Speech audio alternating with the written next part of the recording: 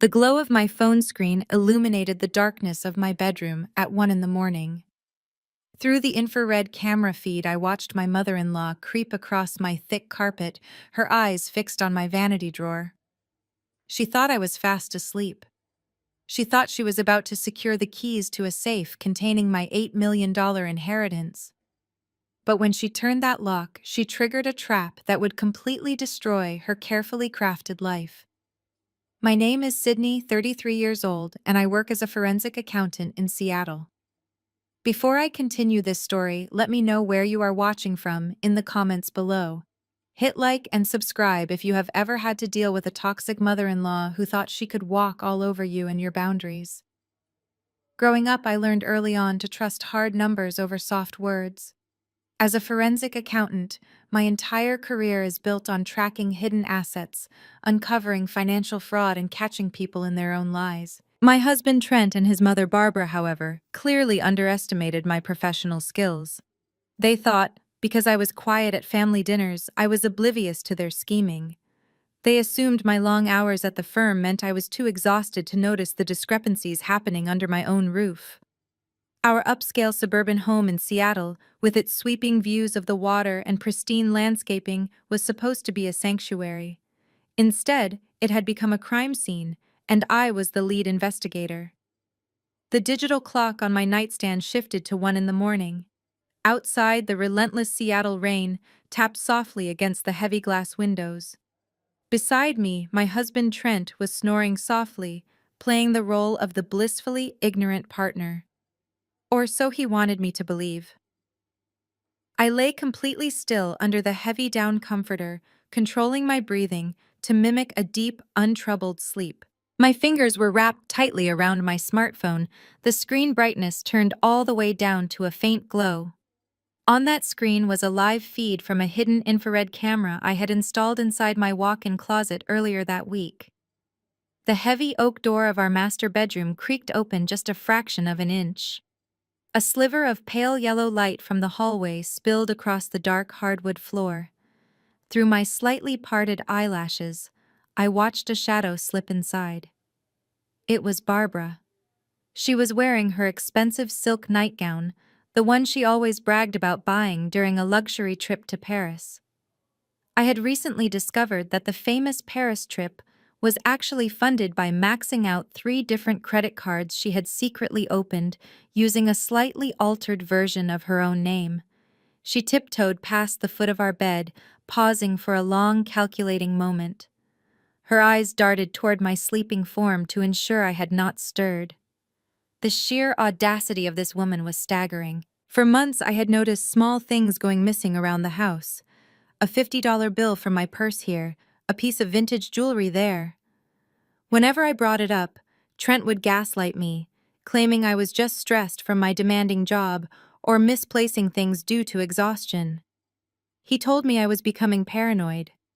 But numbers do not lie, and neither do hidden cameras. Tonight, however, Barbara was not looking for petty cash to fund her secret shopping addictions. She was after the Holy Grail. 2 weeks ago, my beloved Uncle Harrison had passed away. He was a brilliant investor who had practically raised me when my own parents were struggling. He had recognized my aptitude for math and encouraged me to pursue my accounting degree. In his final days, he had left his entire $8 million trust fund in my name. The original legal documents, along with the master keys to my private bank vaults, were locked in a heavy steel safe down in our basement. But the spare key to that basement safe was temporarily hidden in a small velvet box inside my vanity drawer. At least that is what I had deliberately let Trent overhear me saying on the phone to my lawyer yesterday afternoon. I knew Trent would run straight to his mother with the information. As a forensic accountant, I am trained to set traps for corporate embezzlers. Doing it in my own home was just a change of venue, and honestly, it was much more satisfying. I watched the camera feed on my phone as Barbara slowly slid open the top drawer of my custom vanity. Her manicured fingers were shaking slightly with greedy anticipation as she reached for the ornate wooden box I had placed right at the front. She probably imagined herself gaining control of those $8 million finally paying off the massive underground gambling debts she had been racking up for years and maintaining her facade of upper-crust suburban wealth to her bridge club friends. She lifted the box out of the drawer. It had a small, satisfyingly heavy brass lock on the front. I had spent 3 meticulous hours modifying that specific box. Inside, there were no keys to any safe. Instead, there was a highly pressurized spring-loaded mechanism packed with a quarter-pound of ultra-fine industrial-grade glitter. But I did not stop at glitter. I had mixed the sparkling powder generously with a specialized ultraviolet tracking ink. It is the exact kind of compound that high-security banks use to mark stolen bills during a robbery. It is completely invisible under normal light, incredibly difficult to wash off, and glows a brilliant, undeniable neon blue under a black light. It takes at least 48 hours and a lot of harsh chemical scrubbing to even begin to fade from human skin. On my screen, I watched Barbara fumble with a small metal hairpin trying to pick the delicate brass lock. She twisted her wrist, forcing the mechanism. The lock clicked. The lid sprang open with the explosive force of a mousetrap. A loud pop echoed through the silent closet. A massive cloud of fine, sparkling dust erupted directly upward, blasting Barbara squarely in the face. The force of the glitter bomb knocked her backward. She stumbled blindly into a row of my winter coats, coughing and sputtering violently as the fine powder filled her lungs. A shrill, panicked shriek ripped from her throat, shattering the quiet of the night. The glittering dust rained down, covering her perfect hair, coating her eyelashes, and settling deep into the expensive fibers of her silk nightgown. She frantically clawed at her face, trying to wipe away the gritty powder, completely unaware that she was simultaneously smearing invisible permanent tracking ink all over her skin and clothes. The scream was loud enough to wake the entire neighborhood. Beside me, Trent jerked awake, tangled in the bedsheets, completely oblivious to the fact that his mother had just triggered the first phase of my absolute destruction of their lives. "What the hell is going on here?" Trent roared, his voice bouncing off the vaulted ceilings of our master bedroom. He scrambled out of the bed, his feet tangling in the heavy duvet, and slammed his palm against the wall switch. The sudden blinding glare of the recessed lighting illuminated the absolute disaster unfolding inside my custom walk-in closet. Barbara was huddled on the hardwood floor, clutching her chest as if she were experiencing a massive cardiac event. Fine silver and gold glitter coated her expensive silk nightgown, her perfectly dyed hair, and her trembling hands. She coughed violently, producing a thick cloud of sparkling dust with every exaggerated wheeze. Did Trent look at me to see if I was safe? Did he ask if an intruder had broken into our home? Absolutely not. He rushed straight past my side of the bed, dropping to his knees beside his mother. "Mom, are you okay? What happened?" Trent panicked desperately, trying to brush the sparkling powder off her trembling shoulders. Barbara pointed a glitter-covered finger directly at me. Her face twisted into a mask of pure, unadulterated agony. "She tried to blind me, Trent. Your wife set a vicious trap for me in the dark. I could have had a heart attack." Trent whipped his head around to face me. His face was flushed crimson with rage, the veins in his neck bulging prominently. "Are you completely out of your mind, Sydney? You booby-trapped our own house. You are abusing an elderly woman. What is wrong with you?" I sat up slowly, pushing the thick down comforter aside. I did not raise my voice. I did not shed a single tear. Forensic accountants do not deal in hysterics or emotional outbursts. We deal in hard, undeniable evidence. An elderly woman who happens to be sneaking around my private vanity at 1 a.m, I stated calmly, crossing my arms over my chest. "Care to explain that highly unusual behavior, Barbara?" Right on cue, Barbara launched into her meticulously rehearsed victim routine. She forced out fake tears, her voice quivering with practiced fragility. "I had a terrible migraine, Trent. My head was pounding so intensely I could barely see straight. I did not want to wake you both up. I just came in here looking for the extra-strength painkillers Sydney keeps in her bottom drawer. And she attacked me like a wild animal. She was looking for medicine, you absolute psycho." Trent yelled, standing up and aggressively marching toward the edge of my bed. "She is a guest in our home, and you treat her like a common street criminal. You are deeply sick. You need serious psychiatric help. I looked at Trent, analyzing the man I had married 5 years ago. This was the man who had promised to protect me. Yet here he was, aggressively defending a woman who was actively trying to rob me blind in the middle of the night. Medicine, I repeated, letting the word hang heavily in the tense air. That is a fascinating defense. Let us test that theory right now. I reached into my bedside nightstand and pulled out a heavy tactical-grade ultraviolet flashlight. It was a specialized tool I frequently used during corporate field audits to detect forged watermarks on classified financial documents. I stepped out of bed, walked calmly over to the wall switch, and plunged the bedroom back into pitch-black darkness. Turn the lights back on, Sydney. Stop playing these twisted games. Trent demanded, his angry voice echoing in the dark room. Instead of answering him, I pressed the power button on the heavy metal flashlight. A focused beam of intense neon purple light cut sharply through the blackness, hitting Barbara directly on the closet floor. The visual effect was immediate and horrifyingly beautiful. The specialized tracking ink I had mixed into the glitter illuminated like a radioactive beacon. Barbara's face, her hands, and the entire front of her silk nightgown glowed a brilliant, undeniable neon blue. But that was not the most damning part of the physical evidence. I moved the UV beam lower, sweeping it deliberately across the hardwood floor where Barbara had been kneeling. When the explosive trap detonated, the sudden shock had caused her to drop something from the deep pocket of her robe. I focused the purple light strictly on the scattered objects near her feet. There, glowing just as brightly as the chemical ink on her face, were several crisp $100 bills. "What is that?"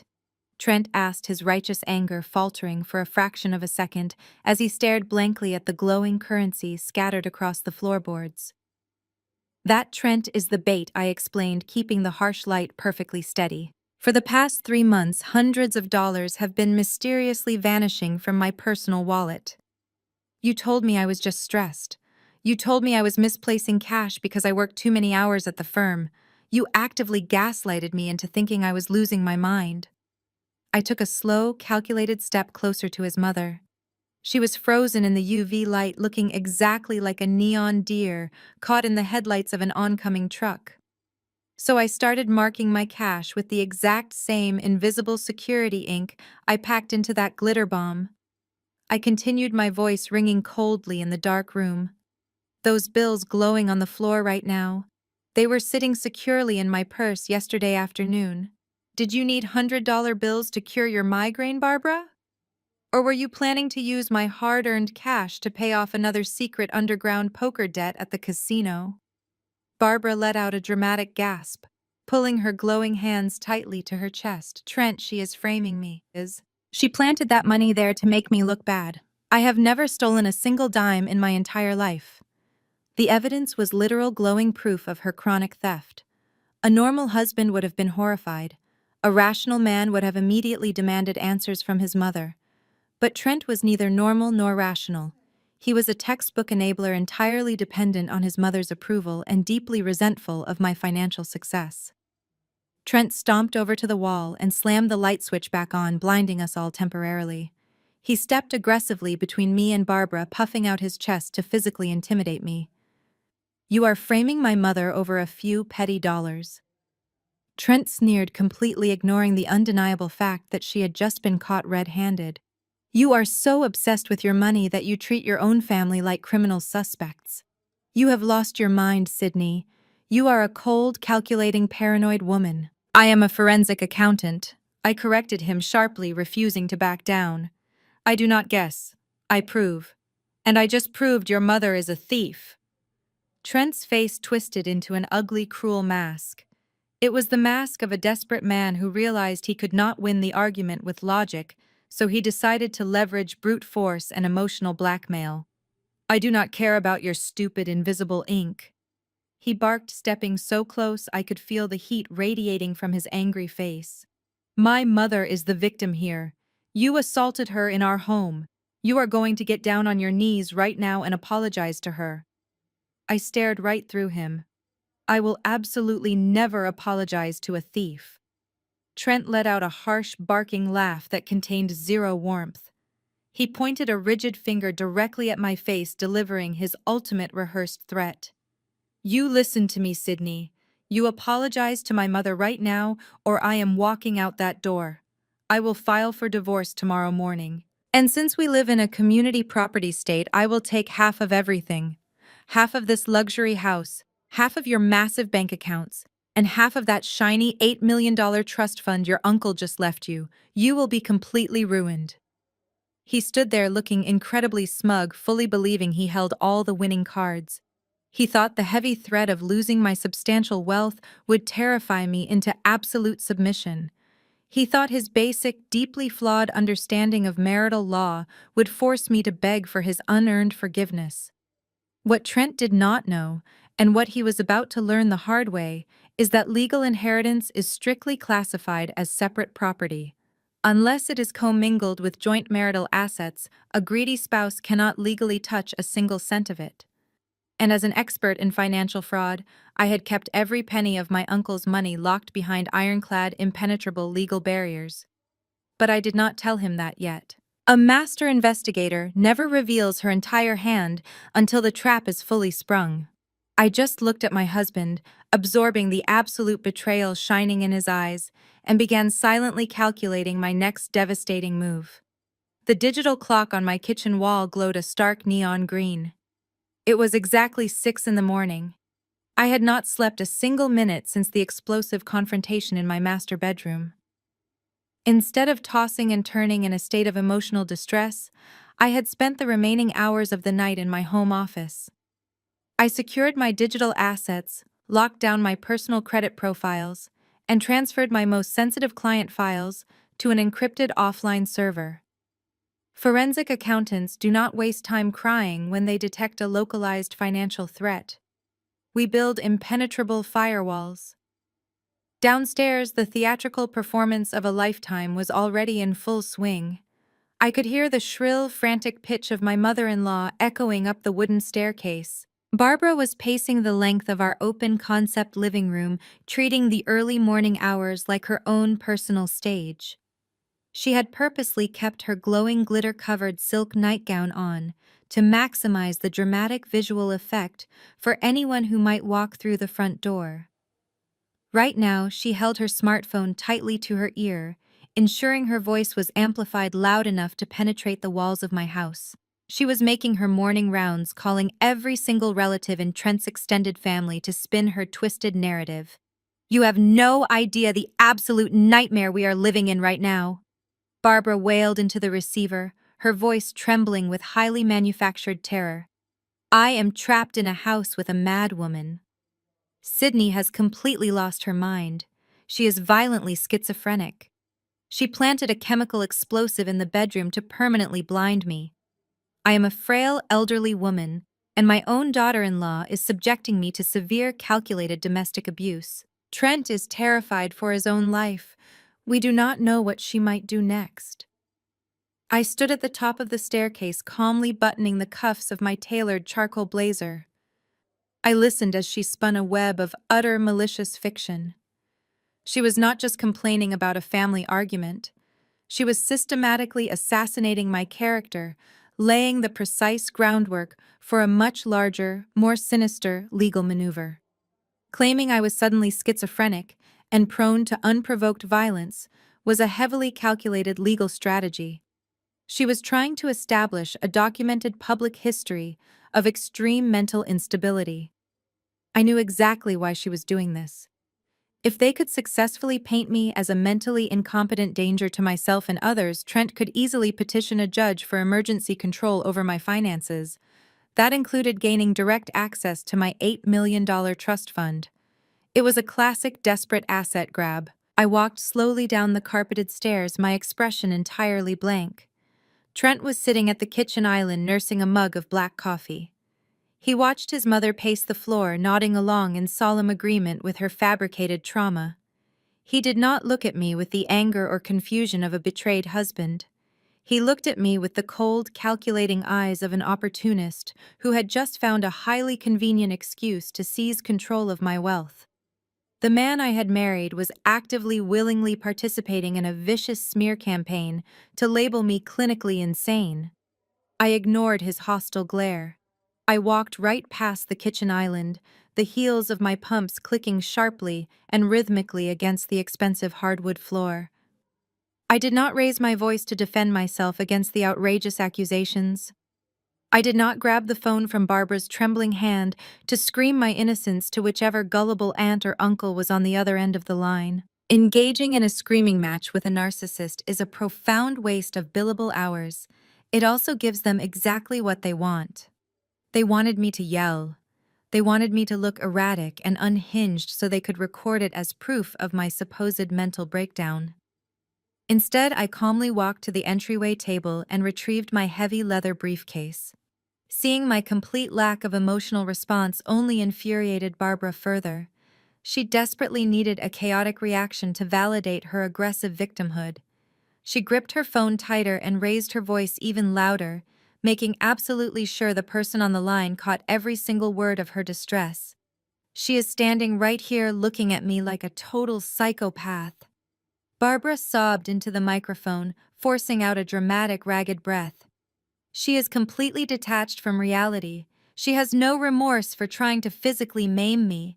I think she needs to be institutionalized immediately for her own safety and ours. We are looking into an involuntary psychiatric hold today before she kills someone. I zipped my briefcase shut with a loud, definitive snap. I turned around, slowly fixing my gaze entirely on Barbara.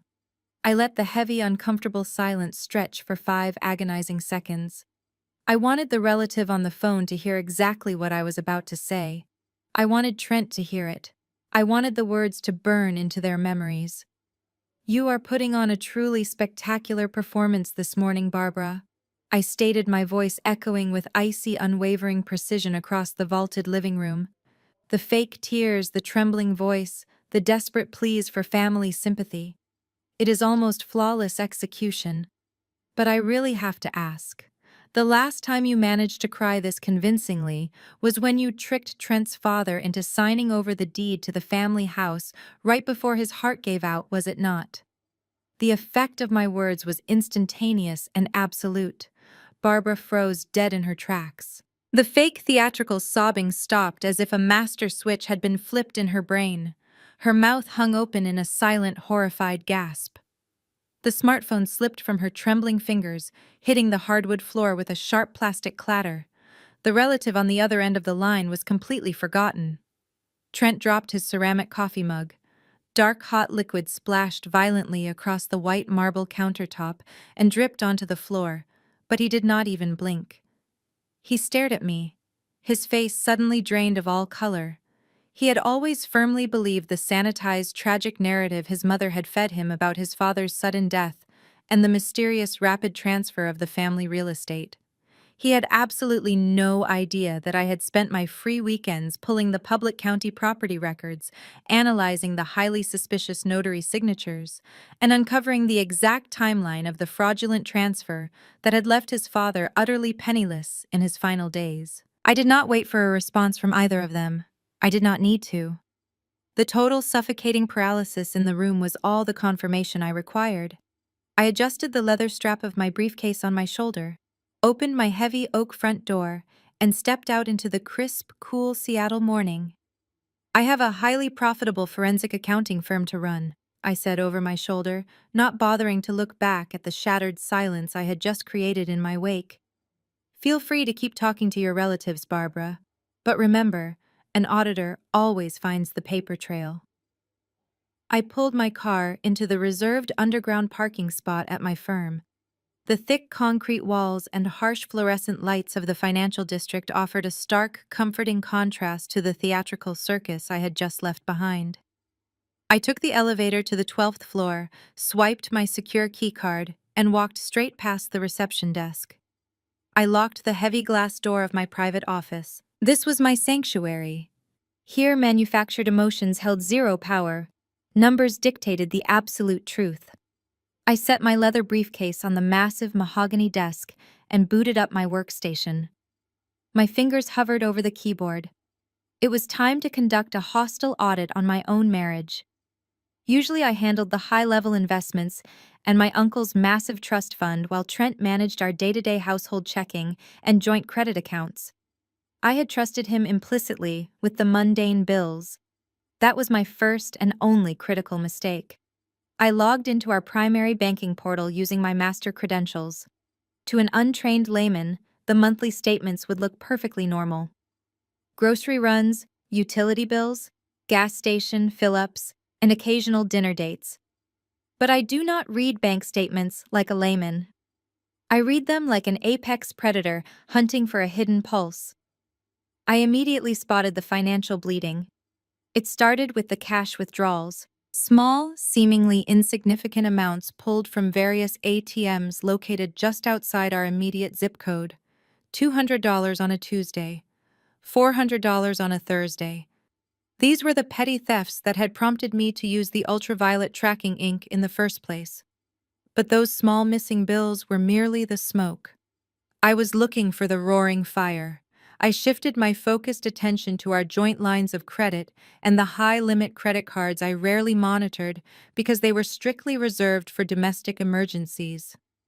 My eyes scanned the endless columns of digital ledgers. My heart rate remained entirely steady, driven by pure analytical focus. Trent had gotten incredibly arrogant. He had initiated a complex series of balance transfers over the past 90 days.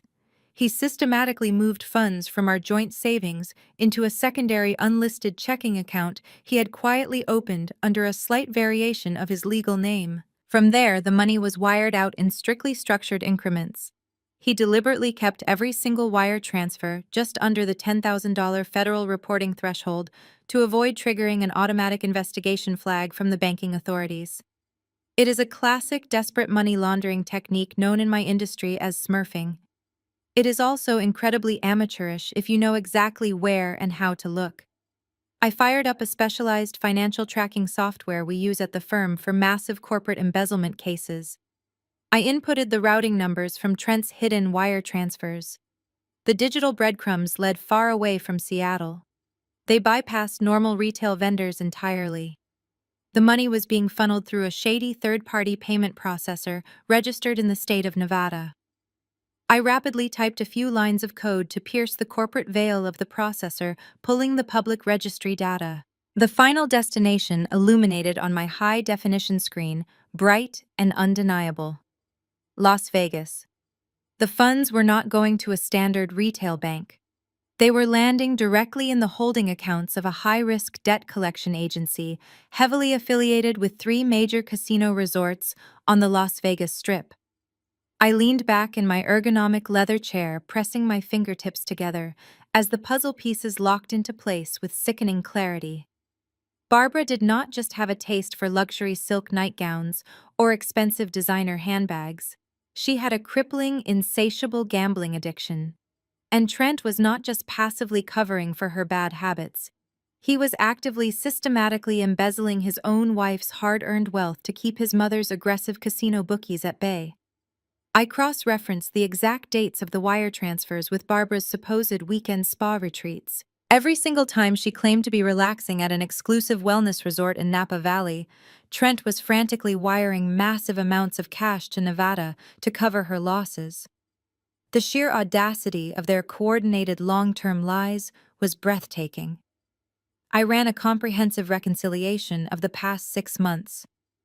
The total amount Trent had covertly siphoned from our joint assets made my blood run ice cold. It was not just a few $1,000s missing. He had drained exactly $75,000 in liquid cash to feed Barbara's escalating casino debts. He had been stealing my salary to subsidize the frantic, destructive lifestyle of a woman who openly despised me. He watched me work grueling 60-hour weeks auditing fraudulent companies for my clients, only to come home and quietly funnel my paycheck straight to the blackjack tables. The realization hit me with the force of a freight train, the fake migraine, the midnight trespassing, the glitter bomb. Barbara was not looking for loose cash in my vanity to buy a new pair of shoes. She had already burned through the entire $75,000 Trent had stolen for her. The casinos were likely threatening her again. She was totally desperate. She knew about my uncle's $8 million trust fund. She wanted the keys to my safe because she fully intended to clear out my inheritance to wipe her gambling slate clean. And Trent was fully prepared to let her do it. He had aggressively demanded I apologize to her this morning, knowing exactly what she was trying to steal from me in the dark. I did not cry. I did not scream in frustration. I simply hit print. The heavy-duty laser printer in the corner of my office hummed to life, spitting out page after page of undeniable, legally binding proof of wire fraud and domestic embezzlement. I gathered the warm sheets of paper and arranged them into a pristine, structured file. Trent thought he could outsmart a forensic accountant by moving money in the shadows. He was about to find out that I absolutely own the shadows. The heavy-duty laser printer in the corner of my private office was still humming, spitting out the final pages of Trent's wire fraud evidence when my secure desk line began to ring. It was not my standard business line. It was the encrypted direct number I exclusively provided to my top-tier financial contacts and primary banking institutions. I picked up the receiver, fully expecting a frantic client requesting an emergency corporate audit. Instead, I heard the cheerful, overly polished voice of David, a senior loan director at Pacific Northwest Fidelity. That was the specific bank holding the original deed to my personal real estate. David sounded completely relaxed, completely unaware that he was about to drop a financial nuclear bomb directly onto my life. He stated he was calling to provide a mandatory courtesy confirmation on the final disbursement of a $500,000 cash-out refinance. I stopped breathing. My eyes locked onto the glowing monitor of my workstation. A cash-out refinance. On my house. The sprawling Seattle estate I had purchased entirely with my own money 2 years before I even met Trent. In the state of Washington, property acquired before a marriage is legally classified as separate property. Trent had absolutely zero legal claim to it. He had zero equity in it. Yet David was cheerfully informing me that $500,000 of my hard-earned home equity was about to be liquefied. I kept my voice terrifyingly level. Forensic accountants do not panic. We gather data. I asked David to repeat the exact details of the transaction and confirm the destination account for the funds. David happily obliged, reading off the devastating numbers. The loan documents had been submitted, signed, and fully notarized 3 days ago. The funds were scheduled to be wired directly into the joint checking account Trent managed by the end of the business day. $500,000 handed straight to a man who was actively funneling cash to Las Vegas casinos to feed his mother's crippling addiction. I asked David who had authorized the final signatures on the property deed. He stated that Trent had brought the paperwork into the branch personally complete, with my supposed signature and the official stamp of a licensed notary public. Trent had forged my signature. He had falsified federal banking documents to mortgage my premarital property entirely behind my back. The $75,000 he had embezzled from my salary was just the appetizer. The $500,000 fraudulent mortgage was the main course. He was literally betting the roof over my head to cover Barbara's massive gambling debts. If that wire transfer cleared today, the bank would hold a primary lien on my house. If Trent and Barbara blew that money at the blackjack tables, which they absolutely would, I would be the one legally responsible for paying back a massive loan I never took out. If I refused, the bank would foreclose on my sanctuary. They were actively trying to render me homeless to feed a toxic addiction. I did not yell at the loan director. I did not break down in tears. I utilized the absolute crushing authority of my profession. I instructed David to freeze the disbursement immediately. I cited federal banking regulations regarding suspected identity theft and mortgage fraud. I gave him my strict professional authorization code and demanded a hard stop on all outgoing wires connected to my Social Security number.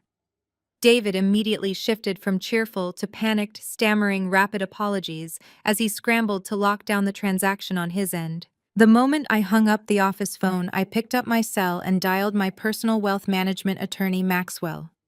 He is a ruthless, highly efficient litigator who specializes in aggressive asset protection.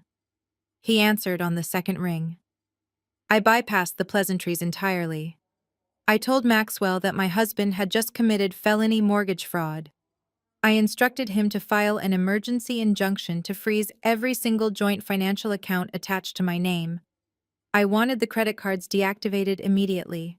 I wanted the checking accounts locked down tight. I wanted Trent completely cut off from the global financial system before his lunch hour even began. Maxwell did not ask emotional questions. He operates exactly like I do. He asked for the loan application numbers and the name of the fraudulent notary. He informed me that forging a spouse's signature on a real estate deed to secure a loan is a massive federal crime. Trent was looking at serious mandatory prison time for wire fraud and bank fraud. But Maxwell also delivered a sobering warning. He reminded me that desperate people do incredibly dangerous things when their financial lifelines are suddenly severed. The moment Trent tried to buy a coffee or wire another payment to Las Vegas, his cards would decline. He would immediately know that I had discovered his massive theft. He would know the $500,000 mortgage payout had been blocked. The illusion of his control was about to shatter and he would panic. A cold, sharp realization hit me with the force of a physical blow. The mortgage fraud was a desperate, escalating move. Trent was running out of options to keep Barbara's aggressive bookies away. If he was willing to forge federal banking documents to steal $500,000, there was absolutely no limit to what he would do next. The $8 million trust fund. My Uncle Harrison's trust documents were legally ironclad, but the original physical paperwork proving my sole beneficiary status was still sitting inside my heavy steel safe down in my basement. Barbara had tried to find the keys to that safe just a few hours ago. Trent knew exactly where that safe was located. If Trent managed to destroy those original documents or forge a new power of attorney before I could secure them in a corporate bank vault, he could drag my inheritance into years of agonizing, expensive probate litigation. He could freeze my $8 million just out of pure, malicious spite. I thanked Maxwell and ended the call abruptly. I did not waste another second. I grabbed my car keys, abandoned my leather briefcase on the desk alongside the freshly printed fraud evidence, and ran out of my private office. I bypassed the elevators, completely sprinting down the concrete stairs to the underground parking garage. My heels echoed sharply against the walls, marking the countdown to an inevitable disaster. Trent and Barbara thought they were playing a clever game of suburban deception. They thought they could slowly bleed me dry and leave me holding the bag for their criminal behavior. They were entirely wrong. I threw my car into gear and sped out of the financial district, heading straight back to the house. I had to reach that basement safe before my husband realized his fraudulent empire was currently collapsing around him. The drive back to the Seattle suburbs was a violent blur of gray asphalt and pouring rain. I gripped the leather steering wheel of my car until my knuckles turned completely white. My mind processed the rapidly accelerating timeline with clinical precision. Trent had absolutely received the automated notification that his $500,000 wire transfer had been blocked by the bank. He knew the mortgage fraud had failed spectacularly. A cornered animal is the most dangerous kind of threat, and Trent was a very desperate animal tied directly to a mother with a ravenous gambling addiction. I pushed my car well over the speed limit, knowing that every single second counted. I had to secure the original trust documents before his panic turned into destructive action. I pulled sharply into the driveway of our sprawling estate. Trent's car was parked haphazardly near the garage doors, sitting at an aggressive angle that suggested he had arrived in a frantic rush. Barbara's luxury SUV was nowhere to be seen. I killed the engine and stepped out into the freezing rain, my eyes immediately scanning the exterior of the property. The heavy custom oak front door of our home was slightly ajar. Splinters of expensive wood littered the welcome mat, mixing with the muddy rain. It was a poorly staged break-in. A forensic accountant knows a manufactured crime scene when she sees one. The decorative glass pane near the brass handle was shattered, but the glass shards had fallen outward onto the porch, not inward onto the foyer rug. Whoever broke that window did it from the inside of the house to make it look like an external breach. They were sloppy. They were acting strictly on adrenaline and fear. I pushed the heavy door open and stepped into the foyer. The house was dead silent. My expensive decorative vases were knocked over and a few drawers in the hallway console were pulled completely out and dumped on the floor. But nothing of actual value was missing from the ground floor. The giant flat-screen television remained securely mounted to the living room wall. My vintage artwork still hung untouched. Real burglars grab high-value electronics and bolt as fast as humanly possible. They do not bypass $10,000 worth of easily fenced items to smash a few decorative bowls. I did not waste my time checking the rest of the upper floors. My pulse hammered a steady rhythmic beat against my ribs as I headed straight for the basement door located just off the kitchen. The heavy steel deadbolt I had personally installed just last year was completely obliterated. The reinforced metal frame was twisted and torn from the drywall, groaning loudly as I pushed the door wide open. A harsh, acrid smell hit my nostrils, instantly burning the back of my throat. It was the sharp, unmistakable stench of vaporized metal, melted plastic, and scorched ozone. Acetylene. Someone had used an industrial blowtorch inside my home. I descended the wooden stairs rapidly, my heels clicking sharply against the steps, the sound echoing in the cavernous underground space. A thin haze of toxic gray smoke hung in the stagnant basement air. At the far end of the room, bolted securely to the thick concrete foundation, sat my custom-built 200-kilogram steel safe. It was a top-tier security vault designed specifically to withstand raging house fires, massive floods, and natural disasters, but it was absolutely not designed to withstand a focused high-temperature cutting torch wielded by a desperate, greedy man with nothing left to lose. The thick steel door of the safe hung horribly askew on melted, glowing hinges. The complex digital locking mechanism had been completely liquefied into a puddle of cooling, blackened slag that dripped onto the concrete floor.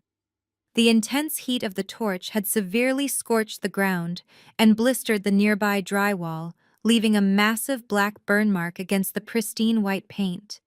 I stepped closer, waving away the lingering bitter smoke, and peered into the dark, ruined cavity of the vault. It was completely empty. The thick manila envelopes were gone. The notarized certificates had vanished. The original wedding signatures from my late uncle establishing me as the sole uncontested beneficiary of his $8 million trust fund had been entirely wiped out. My emergency cash reserves, my backup passports, and the irreplaceable vintage family heirloom jewelry my uncle had left me were missing. The physical manifestation of my entire financial security had been brutally stolen to feed the insatiable black hole of Barbara's Las Vegas casino debts. The sheer audacity of the destruction made my blood run entirely cold. Heavy, deliberate footsteps sounded on the hardwood floor directly above me. I turned around slowly, my fists clenched so tightly my fingernails dug painfully into my palms. Trent stood at the very top of the basement stairs. He was leaning casually against the broken doorframe, his arms crossed arrogantly over his chest. He was not out of breath. He was not acting like a terrified homeowner who had just discovered a massive, violent burglary. He was wearing the exact same clothes from this morning, though his shirt cuffs were rolled up to his elbows, and a faint, undeniable smudge of black soot stained his right cheek. He looked down at me standing in the ashes of my destroyed safe. The corners of his mouth twitched upward into a sickening, triumphant smirk. He thought he had completely outsmarted me. He thought that by stealing the physical documents, he had successfully paralyzed my access to the $8 million. He actually believed he had manufactured the ultimate undeniable leverage to force me into paying off his mother's staggering criminal debts. He looked at me with eyes that were cold, calculating and utterly devoid of the man I thought I had married. "The house got robbed, honey. What a shame." Trent said the words slowly, his voice dripping with condescending, arrogant mockery. He let the cruel statement hang in the smoky air, fully expecting me to break down, scream, or fall to my knees in absolute despair. It looks like the burglars took everything of value. Trent continued, taking one slow step down the stairs to emphasize his towering position. It is going to be incredibly difficult for you to prove you own that massive trust fund, now without the original paperwork. Such a massive, unfortunate tragedy for you. The absolute rage boiling inside my chest was entirely suffocating. He was openly mocking me. He had destroyed my property, stolen my inheritance, and was now gloating about his felony crimes directly to my face. The audience of my own mind screamed for immediate violent retribution. I wanted to rip that smug, disgusting smile right off his soot-stained face. But a forensic accountant never strikes when the enemy expects it. I stared back up at my treacherous husband, locking away my furious anger behind a wall of pure ice, preparing to let him dig his own inescapable grave. My thumb hovered over the glowing screen of my smartphone. The numbers 911 were already typed into the keypad. I just needed to press the bright green call button to bring the Seattle Police Department swarming into my destroyed basement. I wanted to see Trent pinned against the cold concrete floor in handcuffs right then and there. I wanted to watch his arrogant, soot-stained smirk melt into absolute undeniable terror as he was arrested for felony destruction of property and grand theft. But before my finger could make contact with the glass, the device vibrated violently in my palm. A text message from an entirely unregistered number illuminated the display. I glanced down, expecting an automated fraud alert from my banking software. Instead, the precise words on the screen made the blood freeze in my veins. "Do not call the police. Walk out the front door and come to the corner cafe right now. They are actively planning to strip away your basic human rights." I stared at the glowing letters, my mind racing through complex threat assessments. A forensic accountant relies exclusively on cold, hard data and verified sources, but my razor-sharp gut instinct screamed that this anonymous warning was entirely legitimate. Someone inside their inner circle had defected. I looked back up at Trent. He was still leaning casually against the broken doorframe at the top of the stairs, waiting for me to shatter into a million emotional pieces so he could record my breakdown. "You can keep the empty safe, Trent." I stated, my voice eerily calm, betraying absolutely zero panic. I slipped my phone smoothly into the pocket of my tailored blazer. He frowned, clearly disappointed and visibly unsettled by my total lack of hysterical sobbing. I walked straight up the wooden stairs with heavy, deliberate steps, forcing him to shift awkwardly backward to avoid my shoulder. I did not run. I did not look back at the ruined vault. I marched straight out the front door, stepping carefully over the shattered glass of his pathetic staged break-in, and headed directly down the wet suburban street. The local independent coffee shop was located exactly 3 blocks away from our estate. The brass bell above the door chimed as I stepped out of the heavy, freezing Seattle rain. The afternoon crowd was sparse, mostly remote tech workers wearing headphones and staring at glowing laptops. Sitting in the furthest, darkest corner booth, partially obscured by a large potted fern, was Jada. Jada was 31 years old, a highly successful corporate defense attorney, and the wife of Trent's younger brother Connor. She was a brilliant, fiercely independent African-American woman who had always possessed an intimidating, razor-sharp intellect. We had always maintained a quiet, unspoken mutual respect, mostly because we were the only 2 women in this toxic extended family who actually worked for our own wealth rather than marrying into it. She wore a pristine beige trench coat, and her dark, observant eyes locked onto mine the second I entered the room. I slid into the worn leather booth directly across from her. Jada did not bother with fake pleasantries or small talk. She immediately pushed a thick, heavily redacted legal folder across the sticky wooden table. "I intercepted the text messages between Trent and Connor this morning," Jada stated, keeping her voice low and completely steady. "My weak, spineless husband forgot to log out of his cloud account on our shared home office computer. Trent and Barbara are not just trying to steal your physical inheritance documents, Sydney. They are moving to execute a full legal takeover of your entire existence." I opened the heavy manila folder. Inside were freshly drafted unfiled court petitions. My eyes scanned the aggressive, terrifying legal jargon.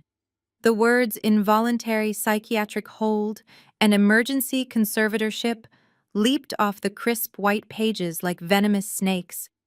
My heart slammed violently against my ribs. I looked up at Jada in sheer, unadulterated disbelief. "They want a conservatorship?" I asked, my voice dropping to a harsh whisper. Jada nodded grimly, tapping her manicured fingernail against the documents. "Just like the courts do to wealthy celebrities who have highly publicized mental breakdowns. Barbara is actively using the glitter bomb incident to paint you as violently paranoid and dangerously unhinged. They hired a shady off-the-books psychiatrist who owes Barbara money from the casino. He is prepared to sign a sworn medical affidavit claiming you are a severe danger to yourself and others. If they get a corrupt judge to sign this emergency order tomorrow morning, Trent officially becomes your legal guardian." The air in my lungs suddenly felt incredibly thin.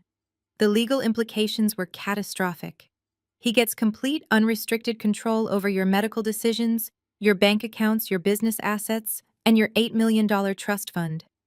Jada continued detailing the nightmare scenario with clinical precision. "You would not even be allowed to hire your own lawyer to fight back because Trent would control the checkbook. You would become a legal prisoner in your own home." I closed the folder, feeling a wave of profound acidic nausea wash over me. "Why are you helping me, Jada? Why risk your own marriage and your legal career to warn me about their trap?" Jada let out a harsh, bitter laugh that contained zero humor. "Connor is exactly like Trent. A weak, pathetic enabler who bows to Barbara's every toxic demand to secure his place in her fake high society world. For years, Barbara has directed disgusting racist microaggressions at me at every single family Thanksgiving dinner. She constantly belittles my corporate career, criticizes my heritage, and treats me like a second-class citizen who infiltrated her pristine white suburban family. Connor never defends me, he just tells me to keep the peace and ignore her. When I saw these conservatorship documents today, I realized they are not just toxic. They are literal monsters. If I let them do this to you, I am no better than they are. I am serving Connor with divorce papers next week. But first, we are going to burn Barbara's entire criminal empire to the ground." A slow, highly dangerous smile spread across my face. The initial paralyzing shock of the conservatorship plot rapidly transformed into a hyper-focused, tactical rage. Jada was a ruthless corporate defense attorney. I was a veteran forensic accountant. Together, we were an unstoppable legal and financial wrecking ball. "They want to play dirty legal games," I said, resting my hands firmly on top of the evidence folder. "Then we are going to let them think they are winning. We are going to walk right into their trap and drag them down into a federal penitentiary." Jada leaned forward over the table, her eyes shining with pure, calculating vengeance. "We fight poison with poison, Sydney. They desperately need a crazy woman to make their fraudulent court documents look legitimate.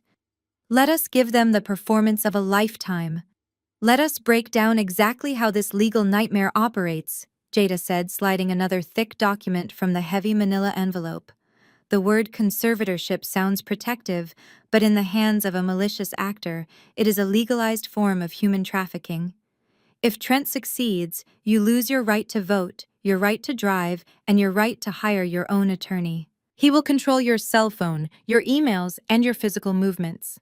He can legally lock you in a psychiatric facility and drain your $8 million trust fund completely dry to pay for your supposed medical care.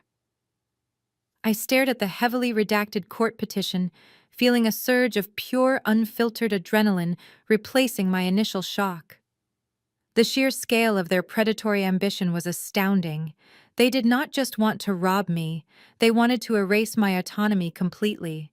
Barbara has been laying the groundwork for this entire operation for months.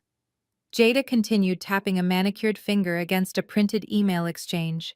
"She has been telling the extended family that you are overworked, severely paranoid, and prone to violent mood swings.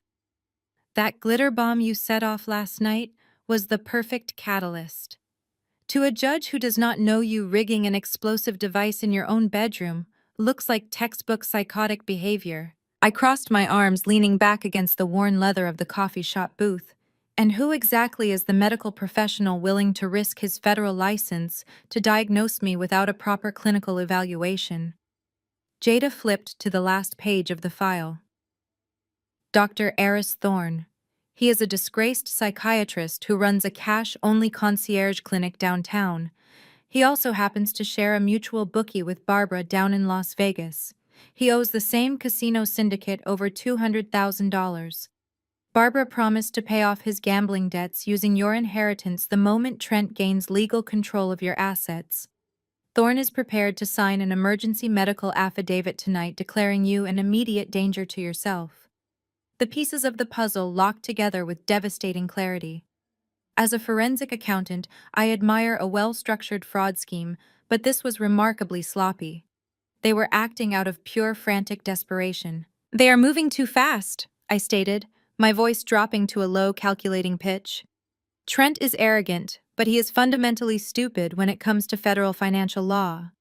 If he files an emergency petition for conservatorship in a state court, he is legally required to submit a sworn disclosure of our joint marital assets under the penalty of perjury. Jada smiled, a sharp, predatory expression that matched my own. Exactly. And since he just forged your signature to secure a $500,000 mortgage and subsequently wired $75,000 to a Vegas money laundering front, his financial disclosure will be a fabricated lie. If he submits that fraudulent financial affidavit to a judge, he commits felony perjury on top of wire fraud and bank fraud. I concluded, feeling a rush of cold satisfaction. He is literally handing us the rope to hang him with. But we need him to actually file that paperwork. We need him to commit to the lie on the federal record. To get him to file that petition tomorrow morning? Jada said, lowering her voice as a barista walked past our table. He needs the medical affidavit signed by Dr. Thorne tonight. And to get that signature, they need you to have a highly documented, undeniable mental breakdown in front of witnesses. I picked up my coffee cup, taking a slow, deliberate sip. The dark roast was bitter, perfectly matching the situation. Then I will give them the greatest theatrical performance of my entire life. I will play the deranged, hysterical wife so convincingly that Trent will practically beg the judge to lock me away. Jada pulled a sleek silver pen from her trench coat pocket and began drafting a rapid timeline on a fresh legal pad. Trent is bringing Dr. Thorne to your house this evening under the guise of a marital counseling session.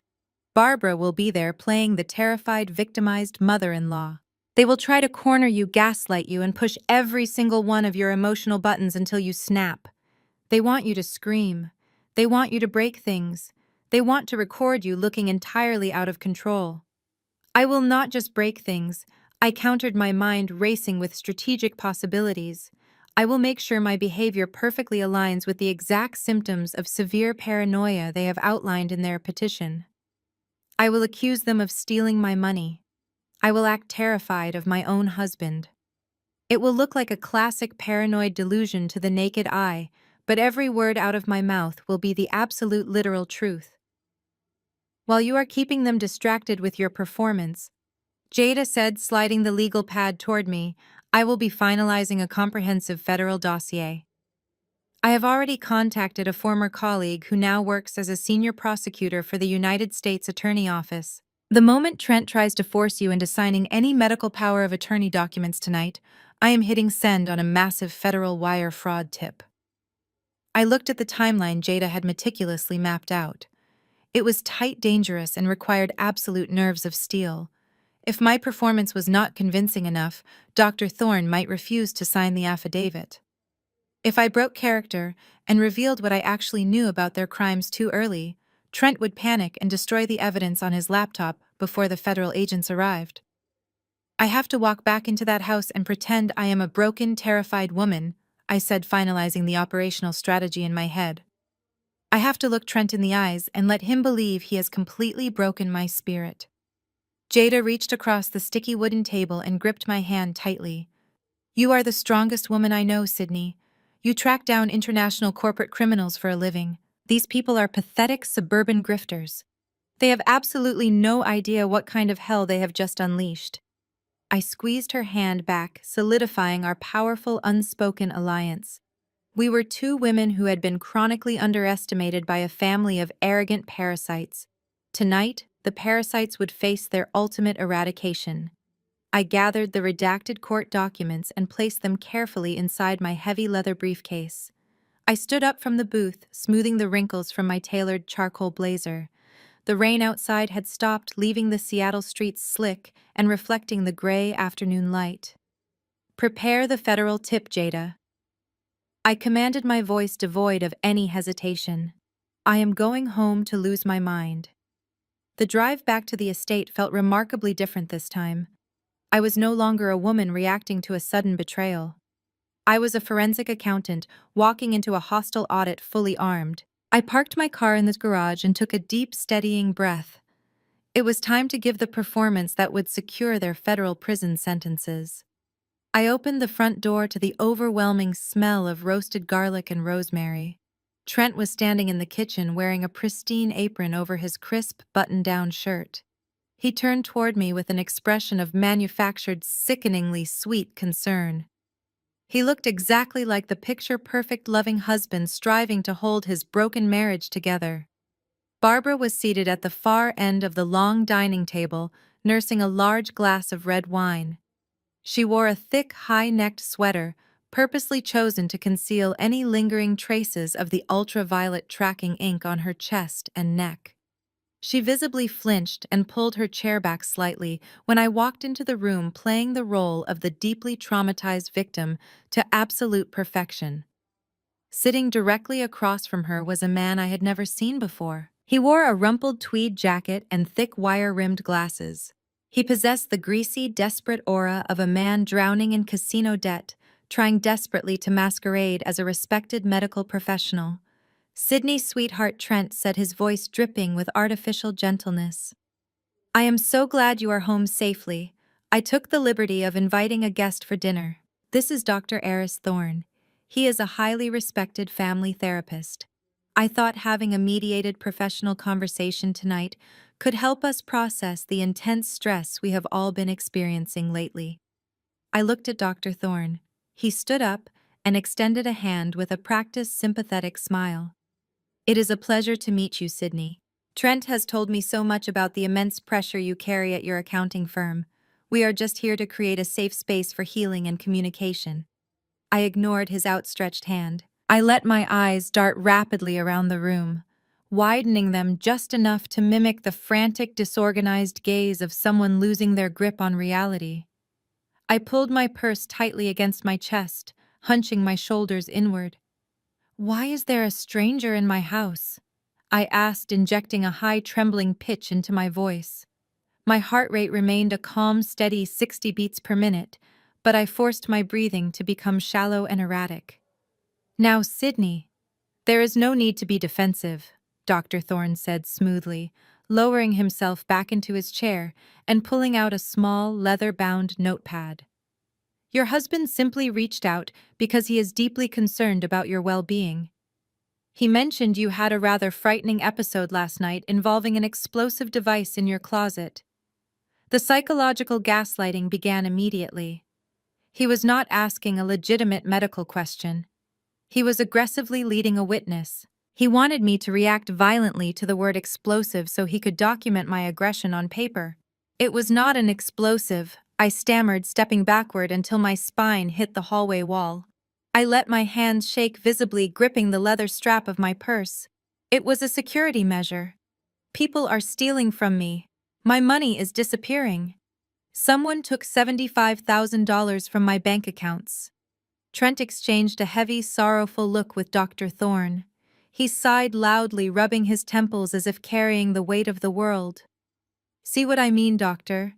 She is entirely fixated on these financial delusions. She works so hard at the firm, she has convinced herself her own family is robbing her blind." Barbara dabbed at her perfectly dry eyes with a linen napkin. "She accused me of taking her money, Dr. Thorne. Me, a frail widow. She set a vicious trap to blind me because she thought I was stealing loose cash. I have never been so terrified in my own home. Dr. Thorne scribbled furiously on his notepad. His eyes flicked up to analyze me entirely devoid of actual medical empathy. Sydney paranoia regarding financial assets is a very common symptom of severe burnout and mental exhaustion. When we lose our grip on reality, we often project malicious intent onto the people who love us most. Do you often feel like your husband and mother-in-law are conspiring against you in secret? It was a brilliantly constructed psychological trap. If I denied it, I was lying and resisting treatment. If I confirmed it, I was explicitly admitting to textbook paranoid delusions. I chose to lean entirely into the madness they desperately wanted to see. "They are conspiring against me," I shrieked, letting my voice crack with manufactured panic. I pointed a trembling finger directly at Trent. "He is taking my money to Las Vegas. He is trying to take my house. He cut open the safe in the basement with a blowtorch today. He stole my uncle's trust fund documents." Trent stood up slowly, holding his hands out in a placating, non-threatening gesture perfectly designed for the doctor's observation. "Sydney, please lower your voice. Nobody took a blowtorch to anything. You are having an episode. You are confused and frightened, but you are safe here. We just want to get you the medical help you desperately need." Dr. Thorne adjusted his glasses, writing another lengthy paragraph. "Sydney, these are very severe accusations. Believing your husband is destroying a steel vault with an industrial blowtorch is a highly specific, frightening hallucination. Are you experiencing any other visual or auditory disturbances? Do you feel like you are in immediate danger right now?" I let out a ragged, desperate sob. I slid down the wall until I was sitting on the hardwood floor, pulling my knees up tightly to my chest. I rocked back and forth slightly. "I am not hallucinating," I cried out, ensuring my voice sounded entirely broken and frantic.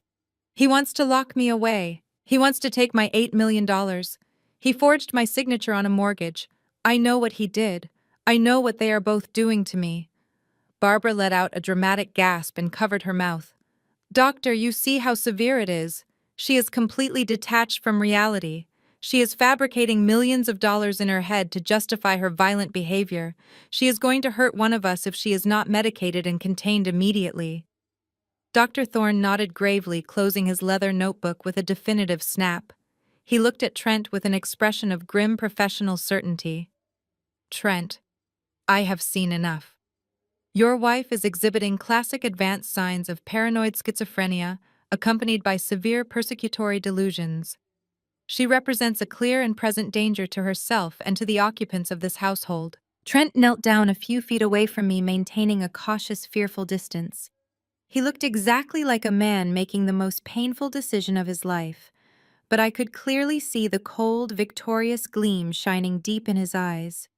He thought he had absolutely won. He thought he had successfully manipulated me into providing the exact legal ammunition he needed to seize my entire existence. "What do we do, doctor?" Trent asked, his voice thick with fake choking emotion. "I cannot lose my wife to this terrible illness.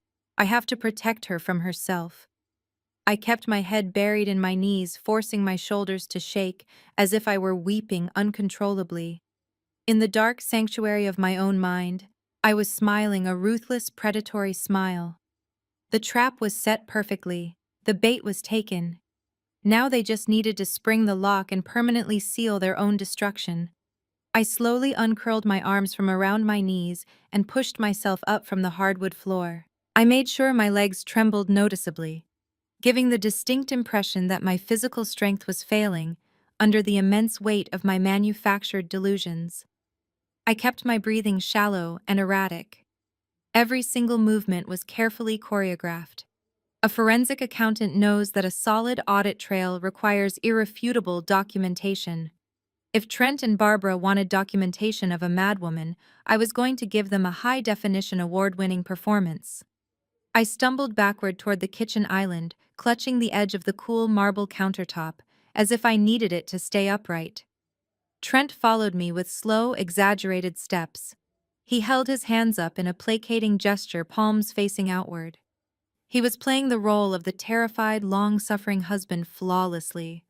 but my highly trained eyes caught the subtle, triumphant shift in his posture. He glanced quickly over his shoulder toward the dining table. I followed his line of sight. Barbara was still sitting in her chair, clutching her wineglass with one hand. With her other hand, she was discreetly angling her smartphone toward me, resting it against the edge of the wooden table. The screen was darkened to avoid drawing attention, but I could clearly see the tiny, pulsing red indicator light reflecting off the polished surface of the table. She was recording a video. They were actively documenting my breakdown to submit as hard video evidence to a judge tomorrow morning. My heart soared with a dark, ruthless joy. They thought they were capturing proof of my insanity. In reality, they were manufacturing the exact audio and video evidence I needed to prove their coordinated extortion plot. Everything I was about to say on that recording would eventually be verified by federal investigators as absolute, undeniable fact. They were literally recording their own legal confessions, and they were too stupid to realize it. "Do not come any closer to me," I screamed, letting my voice crack with sheer panic. I swiped my hand backward across the counter, my fingers searching blindly until they wrapped around the edge of a heavy, decorative ceramic dinner plate. I picked it up, holding it defensively against my chest. "You are all working together. You want to lock me in a hospital so you can steal my $8 million. Trent stopped dead in his tracks. He turned his head slightly, making absolutely sure his profile was perfectly caught in Barbara's camera frame. "Sydney, honey, please put the plate down," he pleaded, injecting a pathetic tremor into his voice. "Nobody is trying to steal your money. We are incredibly wealthy. We do not need your inheritance. You are having a severe paranoid episode. Please let Dr. Thorne help you before you hurt someone." He was feeding lines directly into the microphone. He was establishing a false narrative of our financial stability for the judge, trying to mask the fact that he had just committed massive mortgage fraud to cover his mother's staggering casino debts. "You are lying," I shrieked, taking another erratic step backward. "You cut open my safe. You wired $75,000 to Las Vegas. I saw the bank statements. You are trying to poison me and take everything I own." I raised the heavy ceramic plate high above my head. I locked eyes with Trent, letting him see the wild, unhinged terror I had plastered across my face. Then, with a loud, guttural scream, I hurled the plate directly downward at the ceramic tile floor. The impact was deafening. The thick plate shattered into 100 razor-sharp fragments that exploded outward, scattering across the kitchen floor in a violent spray of white porcelain. The sharp, violent noise echoed through the open concept house like a gunshot. Barbara let out a dramatic, piercing shriek for the camera, burying her face in her hands. "Oh my God, she is completely violent. Trent, get away from her. She is going to kill us all." Dr. Thorne leaped up from his chair, clutching his leather notebook tightly against his chest. He took several rapid steps backward, putting a safe distance between himself and the shattered porcelain. "Trent, do not engage with her physically," the fake psychiatrist ordered, projecting his voice loudly so the smartphone microphone would pick up his professional medical assessment. "Her delusions have escalated into active physical aggression. She is demonstrating severe, uncontrollable psychomotor agitation. This is an extremely dangerous situation. We need to proceed with extreme caution." I collapsed against the stainless steel refrigerator, sliding down until I was sitting on the cold floor, completely surrounded by the jagged shards of the broken plate. I buried my face in my hands, forcing my shoulders to heave violently as I unleashed a string of broken, ragged sobs. I wailed about the missing trust fund documents. I cried about the invisible ink. I babbled incoherently about how they were all plotting to ruin my life. I gave them everything they needed.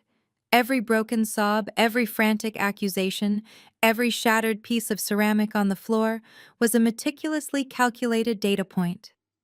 I was feeding their fraudulent conservatorship petition line by line. I was giving Dr. Thorne the exact behavioral symptoms he needed to justify signing an emergency medical hold tonight. Behind the safety of my hands, shielded entirely from Barbara's camera lens, my face was completely dry. There was no terror. There was no madness. There was only the cold, mechanical precision of a predator observing her prey walk willingly into a steel cage. Trent slowly backed away from the kitchen, retreating to the dining room where his mother and the fake doctor stood waiting. He let out a long, shuddering sigh, shaking his head in manufactured despair. "I do not know what else to do," Dr. Thorne, Trent said, his voice dripping with fake agony. "She is completely gone. I cannot keep her safe in this house anymore. I have to make the hard choice to protect her." I stayed curled on the floor, listening to the satisfying sound of my husband sealing his own fate. They had the video. They had the broken plate. They had the medical diagnosis. They were riding high on the absolute certainty of their victory. They had no idea that the noose they were so proudly weaving for me was already wrapped securely around their own necks. Trent gingerly stepped over the shattered porcelain scattered across the kitchen floor. He extended a hand to me, his voice dripping with honeyed manufactured concern. "Come on, Sydney. Let us get you away from this mess before you cut yourself." I allowed him to pull me up, letting my legs wobble uncontrollably beneath me. I leaned heavily against his chest, playing the role of the exhausted, broken woman whose mind had finally snapped under the weight of her own paranoid delusions. He guided my supposedly fragile body out of the kitchen and lowered me onto the plush leather sofa in the center of our living room. I curled into a tight ball, shivering violently, as if the adrenaline had completely drained from my system. "I am going to make you some chamomile tea," Trent said loudly, ensuring Dr. Thorne and Barbara captured every single syllable of his empathy on their recording. "It will help soothe your nerves, sweetheart. Just rest right here. I will be right back." I watched through half-closed eyes as he walked back into the kitchen. He was out of direct line of sight from the living room's seating area, but a forensic accountant is trained to notice every microscopic discrepancy in human behavior. I caught the subtle, sharp movement of his hand reaching deep into his tailored trouser pocket before he grabbed a ceramic mug from the upper cabinet. He was not just steeping tea leaves and stirring in honey. He was dissolving a heavy dose of chemical compliance directly into my drink. A few minutes later, Trent returned to the living room holding a steaming mug. He sat carefully on the edge of the glass coffee table, leaning in close so I could smell the herbal aroma. "Drink this honey to calm down," he whispered, pressing the warm ceramic into my trembling hands. The scent of chamomile hit my nose, but it was heavily masked by a faint, chalky medicinal undertone. It was an absolute amateur hour chemical spike. They had likely crushed up whatever prescription sedatives Barbara had left over from her last casino-induced panic attack. "It is too hot," I whimpered, stalling for time while maintaining my erratic, frightened persona. "I cannot drink it yet." Trent patted my knee patiently, playing his role perfectly for the audience sitting just a few feet away. "Just take small sips, Sydney. Dr. Thorne says you need to relax your central nervous system so we can figure out how to help you." I brought the mug to my lips. I tilted my head back, concealing the rim of the cup behind my cupped hands. I did not swallow a single drop of the tainted liquid. Instead, I let the hot, bitter tea run down my chin and soak directly into the thick, dark gray fabric of my oversized cardigan. I performed this precise maneuver 3 separate times, making loud swallowing noises and sighing heavily as if the warm sedative was entering my stomach. When Trent briefly turned his head to signal Dr. Thorne that I was complying, I swiftly dumped the remaining contents of the mug directly into the dry soil of the large potted fiddle leaf fig plant resting against the side of the sofa. I placed the empty mug onto the glass coffee table with a soft, definitive clink. I let my head loll backward against the leather cushions. I forced my breathing to slow down drastically, mimicking the heavy, rhythmic respirations of a chemically induced stupor. I let my eyelids flutter, fighting a fake physical battle against the heavy drug, before letting them slide completely shut. I let my arms go entirely limp, dropping lifelessly to my sides. The tense silence in the living room shifted instantly. The stifling artificial atmosphere of deep medical concern vanished into thin air, replaced by something incredibly predatory. I heard the distinct, sharp click of Barbara locking her smartphone screen. The recording had officially ended. The dramatic performance was over. "Is she completely out?" Barbara asked. Her voice was no longer trembling or frail. It was sharp, grating, and filled with aggressive, greedy impatience. "She is out cold," Trent replied, his tone dropping an octave into something brutally pragmatic and cruel. He grabbed my shoulder and shook me roughly. "Sydney! Hey, Sydney! Wake up!" I did not react. I let my head roll lifelessly with the violent motion of his hand. Trent let out a sharp, victorious laugh that made my stomach turn. That dosage knocked her out significantly faster than I expected, Trent noted with smug satisfaction. "Grab the legal paperwork, Mom. We need to get this done right now before the medication begins to wear off." I heard the distinct rustle of heavy cardstock being pulled from a leather portfolio. Dr. Thorne cleared his throat, his professional demeanor evaporating into pure criminal transaction. "I have successfully completed the emergency medical affidavit," the fake psychiatrist stated in a hushed, hurried tone. "It legally certifies that she is experiencing an acute violent psychotic break and requires immediate involuntary institutionalization and full financial conservatorship. My signature is on the dotted line. I trust my compensation will be wired to my offshore holding account by tomorrow morning. Trent, the absolute moment I gain legal control of her banking portal, your massive casino debts are fully cleared. Aris." Trent answered dismissively. "Now hand me the power of attorney forms. We need her physical signature and a clear thumbprint while she is heavily sedated and compliant." I heard Barbara step much closer to the sofa. I could smell the stale red wine on her breath and the lingering metallic scent of the ultraviolet tracking glitter she had utterly failed to wash off her skin. "Make sure you press the ballpoint pen firmly into her hand," Trent Barbara commanded ruthlessly, her greed entirely unfiltered. "The county judge will throw out the entire petition if the signature looks too shaky or forced. We need a clear, highly legible sign off on the full financial release. I am not losing my lifestyle to those Vegas bookies just because you cannot forge a straight line. I know exactly what I am doing." Trent snapped back, his patience clearly wearing thin under his mother's aggressive, demanding oversight. I felt his heavy, sweaty hands grab my right wrist, lifting my limp arm from the leather cushion. He slapped a thick, heavy stack of legal documents onto the glass coffee table right in front of my face. I heard the sharp metallic click of a premium ballpoint pen being engaged. They were standing right over me, completely exposed and buzzing with malicious anticipation. They were looking at my supposedly unconscious body, seeing absolutely nothing but an $8 million human bank account ready to be drained. They truly believed they had successfully drugged a highly trained forensic accountant into signing away her basic human rights. They had absolutely no idea that every single word they just spoke, every horrific admission of their premeditated conspiracy, had firmly sealed their destiny. They were preparing to force a pen into my hand, utterly blind to the fact that I was fully awake, fully aware, and heavily armed with the absolute truth.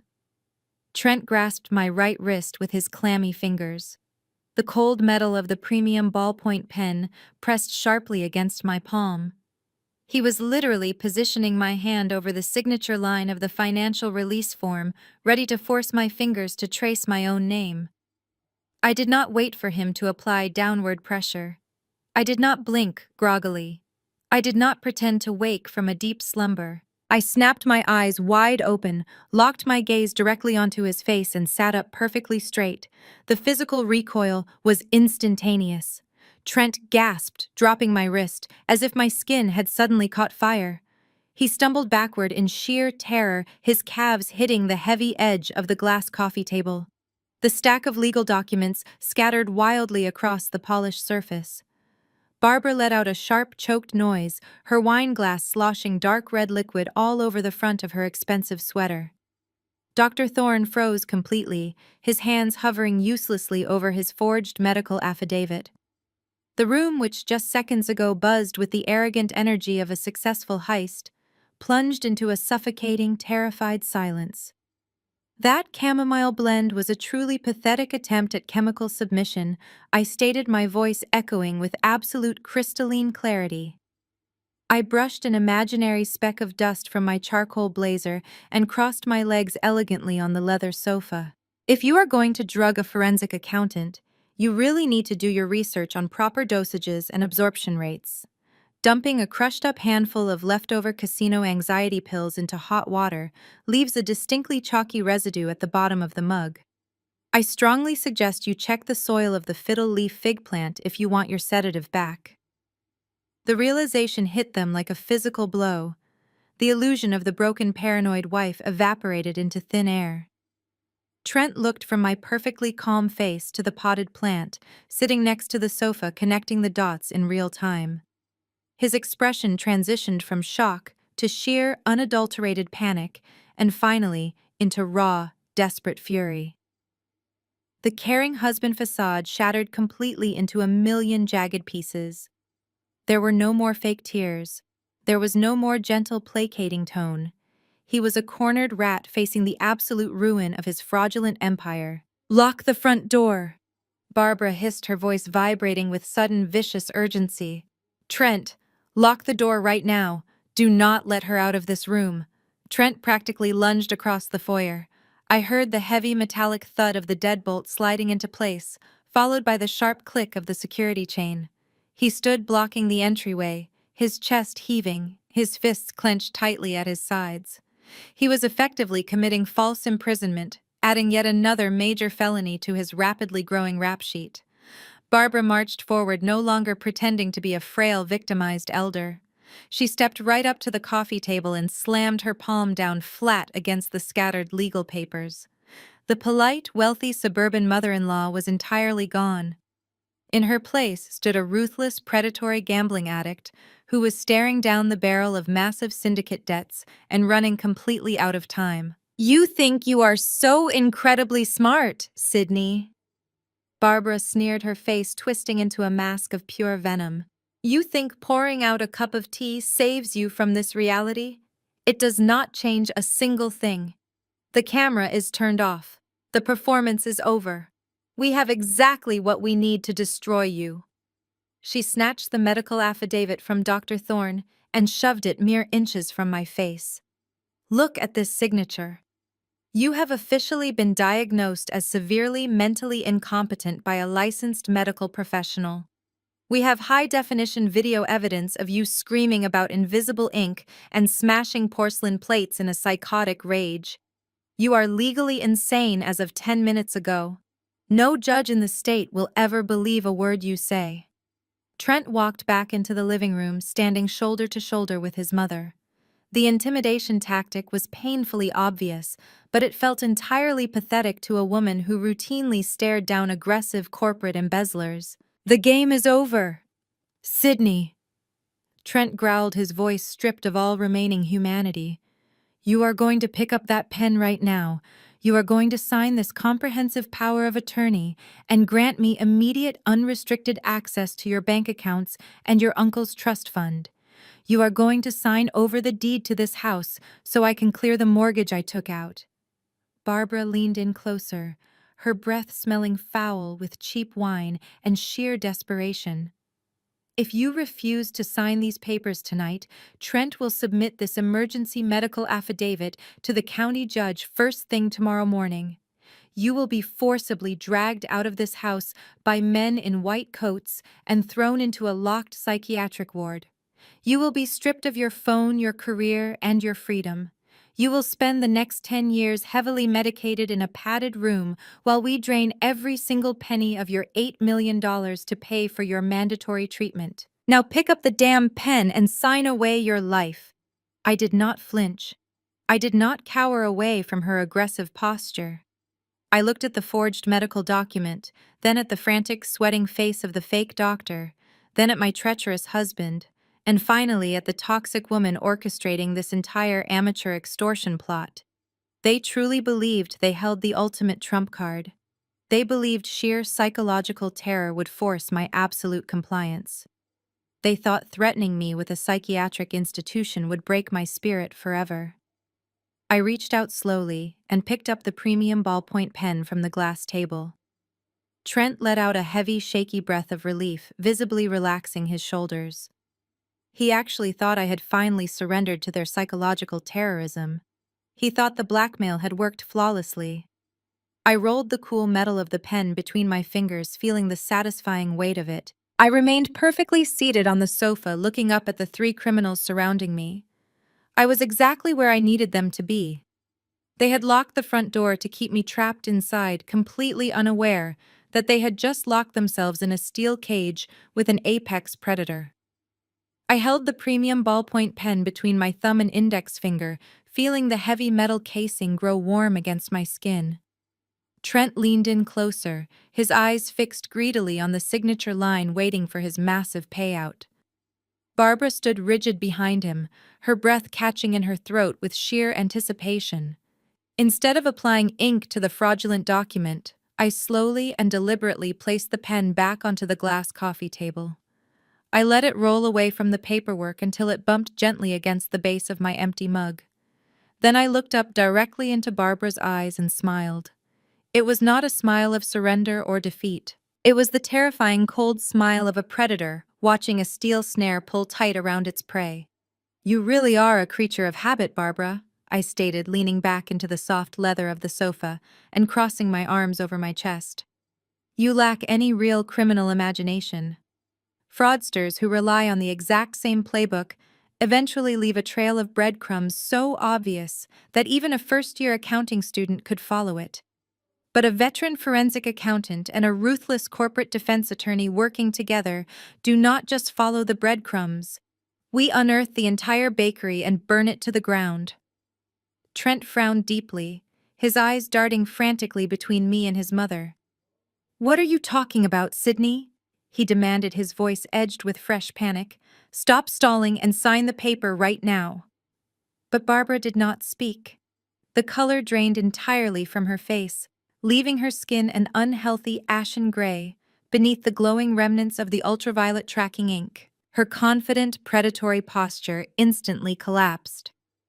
"I am talking about your Aunt Clara," I continued, keeping my voice perfectly level and maintaining unblinking eye contact with my mother-in-law. "I am talking about the specific legal maneuvering that happened exactly 10 years ago.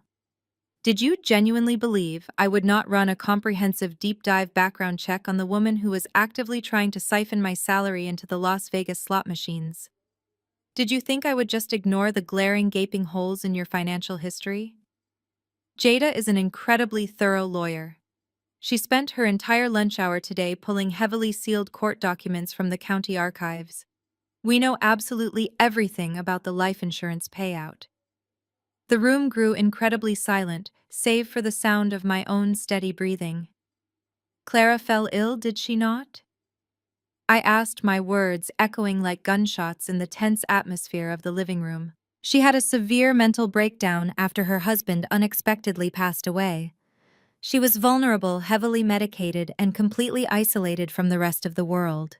And you, being the loving, devoted sister, stepped right in to take control of her care. You brought in a shady doctor. You manufactured an emergency psychiatric evaluation. You secured a comprehensive power of attorney and a full medical conservatorship. And the very second you gained legal access to her estate, you liquidated her $300,000 life insurance policy, dumped her in a state-run nursing facility, and lost every single penny of her money at the high-stakes roulette tables in Reno." Barbara let out a raw, guttural scream. The polished mask of the sophisticated suburban matriarch was ripped away entirely, exposing the feral, desperate addict hiding underneath. "You shut your mouth right now," she shrieked, her voice cracking with violent, unhinged rage. She lunged forward across the coffee table, her hands curled into rigid claws aiming directly for my face. She wanted to slap the truth right out of my mouth. She wanted to physically silence the accusations that were destroying her entire world. But before her manicured nails could make contact with my cheek, Trent intercepted her. He grabbed his mother by the shoulders and forcefully shoved her backward. Barbara stumbled awkwardly, her heels catching on the edge of the woven area rug, and crashed hard into the adjacent armchair. Mom, stop it! Trent yelled, his voice laced with genuine, overwhelming panic. Are you completely crazy? You cannot hit her. We desperately need her signature tonight, and if you leave physical marks on her face, the county judge will throw out the entire petition tomorrow morning. You will ruin the entire plan. But Barbara was entirely beyond reasoning. She struggled aggressively against Trent's grip, her face contorted with pure, unadulterated hatred. She knows too much, Barbara spat, pointing a shaking, glowing finger at me. She is trying to destroy my life. She is making all of this up to ruin me. Trent froze completely. He turned his head slowly, looking down at his mother with a sudden horrifying realization dawning in his eyes. He had always believed Barbara's sanitized narrative that Aunt Clara had simply run out of retirement funds and needed state-subsidized care. He had fully believed his mother was the tragic victim of unfortunate family circumstances. Now the heavy seeds of doubt were taking violent root in his mind. Wait a minute, Trent said, his voice dropping into a tense, dangerous whisper. Is she telling the truth, Mom? Did you actually forge Clara's medical evaluation 10 years ago? Did you steal her life insurance money and gamble it away? Did you use this exact same legal trick on your own sister? The division in their ranks was immediate and spectacular to witness. The impenetrable alliance of mother and son cracked wide open under the crushing weight of the truth. Dr. Thorne, who had been standing silently near the dining table, suddenly realized the massive federal implications of my words. If Barbara had a documented, proven history of establishing fraudulent conservatorships for financial gain, his involvement tonight was no longer just a simple, unethical cash grab. It was a verifiable, premeditated federal criminal conspiracy. The fake psychiatrist began shoving his medical equipment frantically back into his leather bag, his hands shaking violently. I am leaving right now, Dr. Thorne announced, his voice trembling with sheer cowardice. I was explicitly told this was a standard, uncontested marital dispute over assets. I am absolutely not getting involved in a federal investigation over past family embezzlement. You people are entirely on your own. You are not going anywhere, Aris Trent commanded, abandoning his mother to step aggressively toward the doctor. You already signed the medical affidavit. If you walk out that front door now, you do not get a single dime to pay off your casino debts. The criminal enterprise was crumbling spectacularly right in front of my eyes. Trent was actively turning on the doctor. Barbara was turning on Trent for daring to question her fabricated history. I remained perfectly still on the sofa, watching the entire toxic operation devour itself from the inside out. I had not even played my final, most devastating card yet, and they were already tearing each other to shreds. The psychological warfare had completely broken them, leaving them exposed and incredibly vulnerable for the final blow. The chaotic division within their criminal ranks vanished the exact moment sheer desperation took over. Trent realized that psychological warfare was completely failing. My calculated revelation about his mother's dark financial history had successfully derailed their coordinated attack, but it also backed a greedy, desperate man into an incredibly dangerous corner. Trent abandoned the facade of the caring, deeply concerned husband. He dropped the theatrical pretense entirely. His face hardened into a mask of pure, ugly aggression, and the physical distance between us closed in the blink of an eye. He lunged across the short space separating the armchair from the leather sofa. Before I could shift my weight backward, Trent grabbed my right wrist with a brutal, unforgiving grip. His fingers dug deeply into my skin, the pressure harsh enough to immediately cut off the circulation to my hand. He leaned his entire body weight over me, pinning me effectively against the soft cushions of the couch. The stale metallic smell of the basement soot clinging to his shirt filled my lungs, mixed with the sharp scent of his nervous sweat. He snatched the heavy premium ballpoint pen from the glass coffee table with his free hand. With a violent, jerking motion, he slammed the cold metal casing directly into my palm, forcing my fingers to curl tightly around the barrel. "Listen to me very carefully," Sidney Trent growled, his voice dropping into a low, menacing register that vibrated with raw hostility. "The games end right now. The forged mortgage loan has already been fully dispersed into my secondary accounts. Your heavy steel safe down in the basement is completely empty. The trust documents are gone. Everything is perfectly arranged. We hold every single winning card in this house." He pressed his face closer to mine, his eyes burning with a toxic, entitled rage. I could feel the heat of his harsh breath against my cheek. "You are going to apply that pen to the signature line of this power of attorney document. You are going to sign away your legal rights so I can fix the massive financial mess my mother created. Sign the document right now. Do not force me to use physical violence against you." The threat hung heavily in the stifling air of the living room. It was not an empty theatrical warning. The aggressive tension radiating from his clenched jaw and the painful crushing grip on my wrist confirmed he was fully prepared to cross the line from financial extortion into severe physical assault. Behind him, Barbara stepped forward, her greed entirely overpowering the momentary shock of my previous accusations. The prospect of finally accessing my $8 million inheritance erased any remaining hesitation she possessed. "Make her sign it. Trent," Barbara commanded, her voice shrill and urgent. "Break her fingers if you have to. We do not have time to argue with a woman who has officially been declared legally insane. Dr. Thorne has already provided the medical cover we need.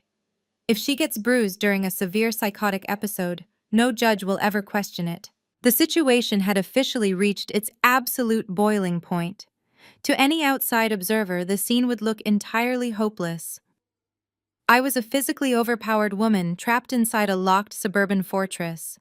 I was entirely surrounded by a hostile, physically aggressive man, a malicious, gambling-addicted mother-in-law, and a corrupt medical professional who was guarding the hallway exit. There was no visible path of escape. There was no physical way I could overpower my husband to reach the heavy deadbolt on the front door. The walls were rapidly closing in, and Trent truly believed he had finally broken my spirit through sheer terrifying force.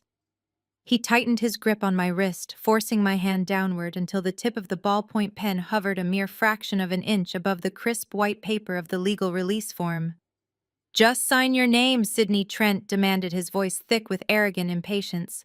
I did not struggle against his crushing physical hold. A forensic accountant does not waste energy engaging in a physical brawl when the ultimate victory relies entirely on mathematics and precise timing. I kept my right hand perfectly rigid, refusing to let the ink touch the paper, while my mind operated with the cold, calculating efficiency of a digital stopwatch. I slowly turned my head away from the fraudulent document. I ignored the furious, aggressive demands spilling from my husband's mouth. Instead, I deliberately shifted my calm, unblinking gaze downward to the sleek silver chronograph watch secured tightly around my left wrist. The polished silver hands moved across the dark, sophisticated dial with flawless mechanical rhythm. I watched the slender second hand sweep past the number 6, continuing its relentless upward climb. I was not looking for an escape route. I was verifying a strictly synchronized operational timeline. Jada had initiated the comprehensive federal tip to the United States Attorney Office exactly when Trent had locked the front door. We had mapped out the geographical distance between the federal field office and my suburban estate with extreme precision. We factored in the high-priority nature of the active wire fraud report, the specific mention of an ongoing hostage situation involving a heavily forged medical conservatorship, and the current evening traffic patterns. The tactical response time was mathematically undeniable. "What are you looking at?" Trent shouted, his frustration boiling over into blind rage. He gave my trapped arm a violent shake. "Look at the paper. Sign the document." I kept my eyes locked entirely on the sweeping hand of my silver watch. I did not blink. I did not show a single ounce of the terror he so desperately wanted to consume me. 10 seconds, I stated, my voice cutting through the chaotic, aggressive noise of the living room like a perfectly sharpened blade. Trent froze, his face twisting into an expression of profound, irritated confusion. "What the hell are you talking about? What happens in 10 seconds? 9. I continued, my tone echoing with a chilling, hollow certainty. 8. 7. Barbara took a nervous step backward, her hands fluttering anxiously near her collarbone. Trent, what is she doing? Why is she counting down? Make her stop talking and sign the papers. 6, I said slowly, turning my head to lock my cold, predatory gaze directly onto my husband's confused, soot-stained face. 5, 4. Stop it right now! Trent roared, raising his free hand as if he were preparing to strike me across the face to break my focused concentration. I am not playing these twisted psychological games with you anymore, Sydney. 3. I whispered, a dark, victorious smile finally breaking across my face. 2, 1. I did not need to say 0. The explosive, undeniable reality of the outside world crashed into our locked suburban fortress, shattering the arrogant illusion of their criminal victory into absolute, irreparable pieces. You are absolutely right, Trent, I stated. My voice was completely devoid of the fabricated terror I had been projecting all evening. Everything is perfectly settled. With a sudden violent surge of adrenaline, I twisted my wrist sharply against his thumb joint. The sudden leverage broke his crushing grip instantly. I shoved his arm away with enough force to send him stumbling backward into the heavy glass coffee table. The premium ballpoint pen clattered uselessly to the floor. Before Trent could recover his balance or utter a single word of retaliation, the deafening shriek of multiple high-decibel sirens shattered the quiet suburban night. The sound did not build gradually from a distance. It erupted directly at the end of our long driveway. Tires screeched violently against the wet asphalt. Heavy vehicle doors slammed shut in rapid succession. Instantly, the dimly lit living room was violently illuminated. Blinding flashes of strobe red and intense neon blue light pierced through the sheer fabric of the front window curtains. The rhythmic strobing colors painted Trent's terrified face in alternating shades of crimson and sapphire. The aggressive light show bounced off the vaulted ceiling and illuminated the scattered fraudulent legal documents resting on the table.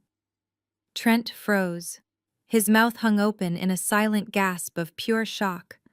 He looked frantically toward the front window, then back at me. His arrogant demeanor was completely vaporized. Barbara let out a high-pitched, genuine scream of terror. She scrambled backward, pressing her back flush against the dining room wall. Her hands flew to her mouth, her eyes wide with sudden, inescapable panic. She looked exactly like a trapped animal, finally realizing the walls of the steel cage had just slammed shut. Dr. Thorne did not even try to maintain his professional facade. The disgraced psychiatrist grabbed his leather medical bag and bolted toward the rear kitchen exit. He was acting on pure survival instinct, desperate to escape the massive legal fallout he knew was waiting right outside. But he did not even make it past the kitchen island. "Federal agents, open the door." The command boomed through a heavy metal bullhorn, rattling the glass panes of the front windows. It was followed immediately by 3 thunderous, bone-shaking strikes against the solid oak of our front door. The physical force behind the pounding indicated they were not requesting entry. They were demanding it, and they were fully prepared to use a heavy steel battering ram if Trent delayed by a single second. Trent stood paralyzed in the center of the living room. His chest heaved with rapid, shallow breaths. He looked at the locked front door, then down at the forged power of attorney documents, and finally at me. The horrifying realization of what my countdown actually meant was actively short-circuiting his brain. He had thought I was suffering a psychotic break. He now understood I had been coordinating a massive tactical federal strike. "FBI, we have a warrant. Open the door now." The second warning was louder, sharper, and completely devoid of patience. Trent did not move. He was entirely immobilized by shock. So I took control of the situation. I smoothed the lapels of my tailored charcoal blazer, stepped gracefully over the shattered porcelain plate on the floor, and walked straight toward the entryway. I reached out, unlocked the security chain, and flipped the heavy metal deadbolt. I pulled the ruined oak door wide open. The cold rain-washed Seattle air rushed into the stifling foyer, bringing with it a swarm of highly armed federal personnel. 6 agents wearing dark tactical gear and prominent yellow FBI block lettering across their heavy ballistic vests flooded into the house. They moved with terrifying synchronized precision, immediately fanning out to secure every single exit. 2 local Seattle police officers followed closely behind them, their hands resting cautiously on their duty belts. One aggressive agent marched directly past me and intercepted Dr. Thorne just as the fake psychiatrist tried to scramble out the back patio door. The agent shoved Thorne firmly against the sliding glass, confiscating his leather bag before patting him down for concealed weapons. Barbara shrieked again, sliding down the dining room wall until she hit the floor. She curled her knees to her chest, sobbing uncontrollably. Her glowing glitter-covered silk nightgown made her look entirely ridiculous under the harsh tactical flashlights the agents were sweeping across the dark room. Trent backed up until the back of his knees hit the leather sofa. He raised his hands high in the air, his eyes darting frantically between the tactical vests and the shiny silver badges. Wait, there is a massive misunderstanding here," Trent stammered. His voice cracked with pure, pathetic desperation. "We are just having a private family medical intervention. My wife is severely ill. She needs psychiatric help. You have the wrong house. We are innocent people. You are exactly the person we are looking for, Trent." The voice did not belong to a federal agent. It belonged to a woman who possessed more legal authority and sheer intellectual power than anyone else in the room.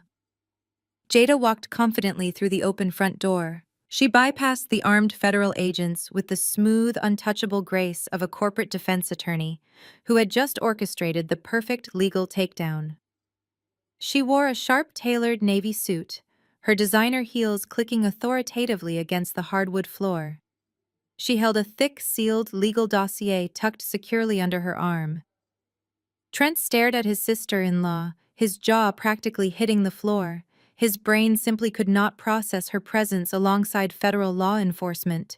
"Jada," he gasped, his voice trembling wildly. "What are you doing here? Why are you with the FBI? Tell them they are making a mistake. Tell them Sydney has completely lost her mind. We just want to get her into a hospital." Jada stopped right next to me. She looked at Trent, then at the cowering figure of Barbara, and finally at the fraudulent legal papers scattered across the glass coffee table.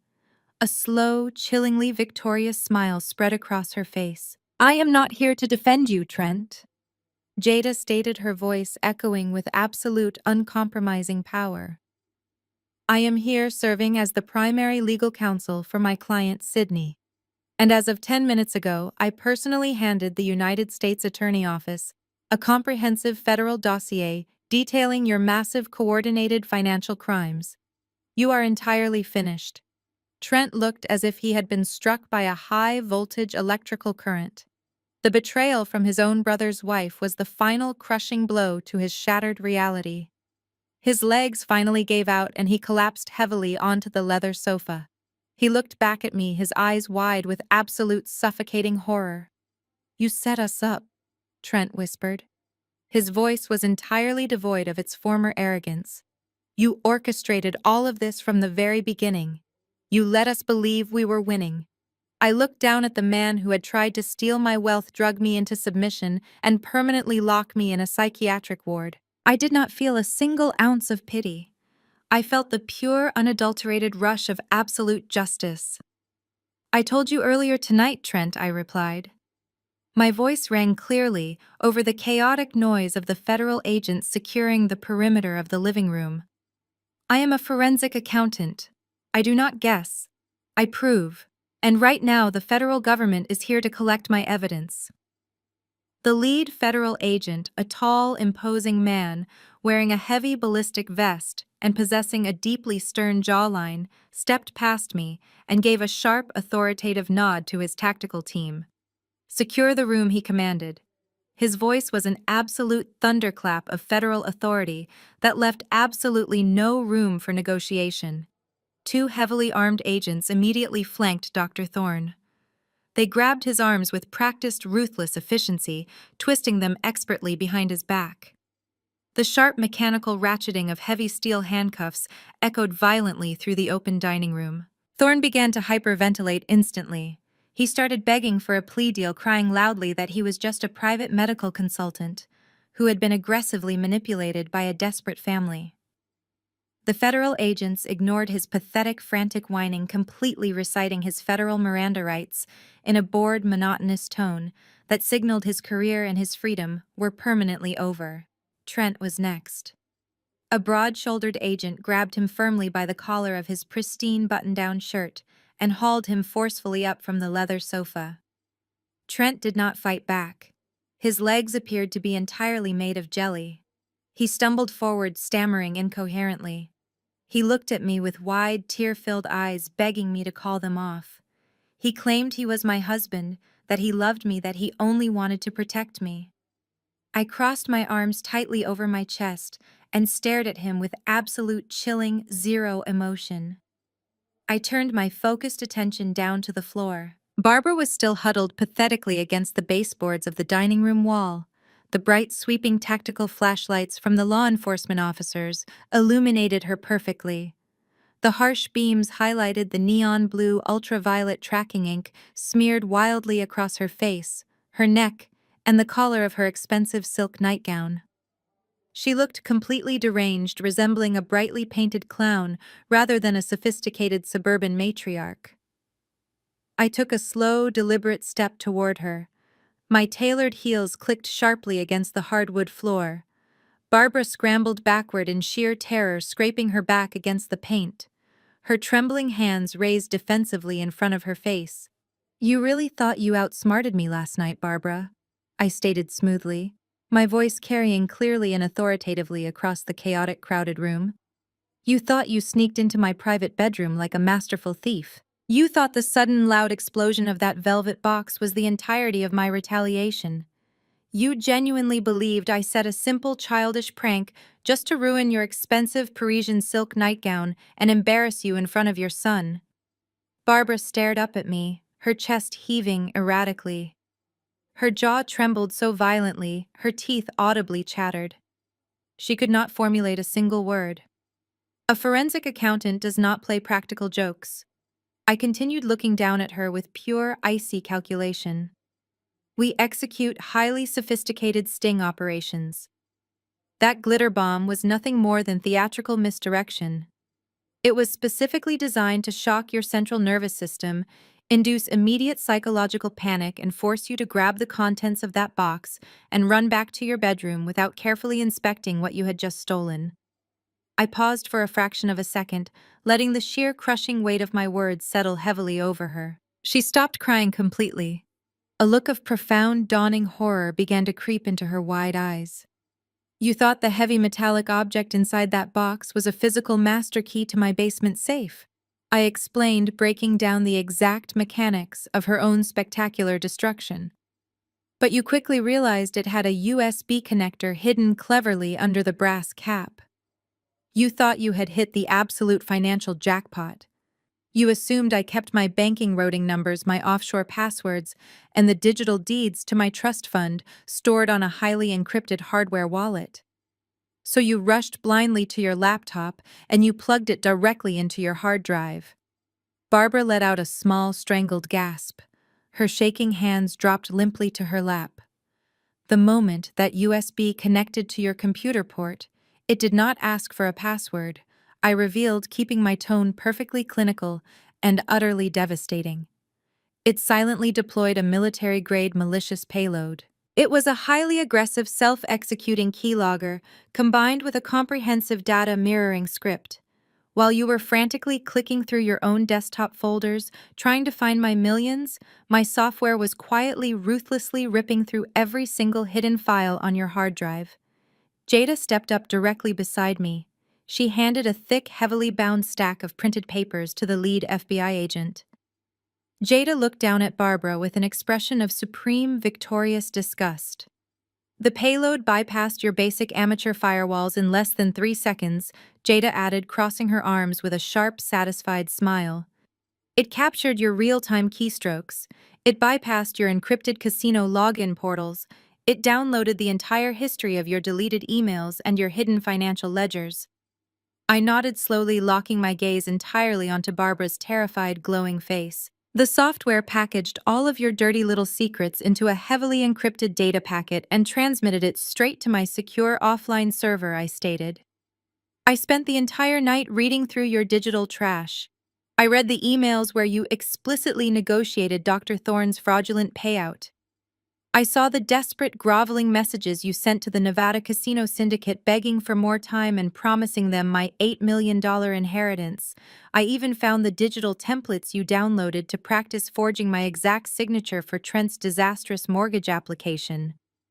Trent let out a loud, agonizing groan from the center of the room.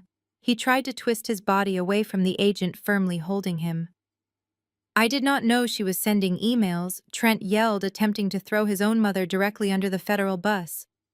I did not know about the forged templates. She manipulated me, Sydney. She told me we were just borrowing the money temporarily to save her life. I did not even look at him. You forged the mortgage documents with your own hands, Trent, I replied coldly. You wired the stolen funds yourself. There is absolutely no legal immunity for stupid, greedy accomplices. I turned back to Barbara. She was hyperventilating again. You bypassed my computer security. Barbara whispered, her voice cracking under the crushing weight of her own sheer stupidity. You hacked my personal laptop. That is highly illegal. You cannot use any of that in a court of law. Jada laughed out loud. It was a sharp, brilliant sound of pure legal triumph that echoed through the foyer.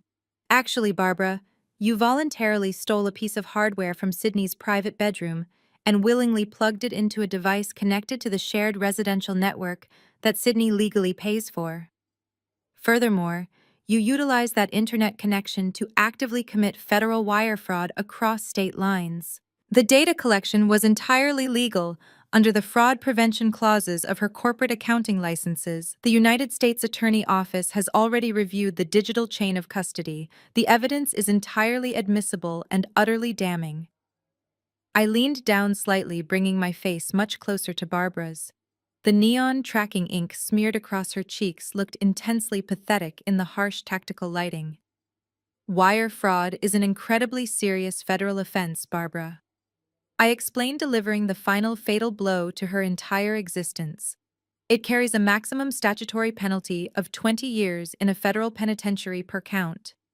And my automated software clocked exactly 47 separate, highly fraudulent wire transfers originating from your IP address directly to those Las Vegas holding accounts. Barbara's eyes rolled completely to the back of her head. The sheer mathematical reality of a potential 900-year prison sentence completely short-circuited her fragile brain.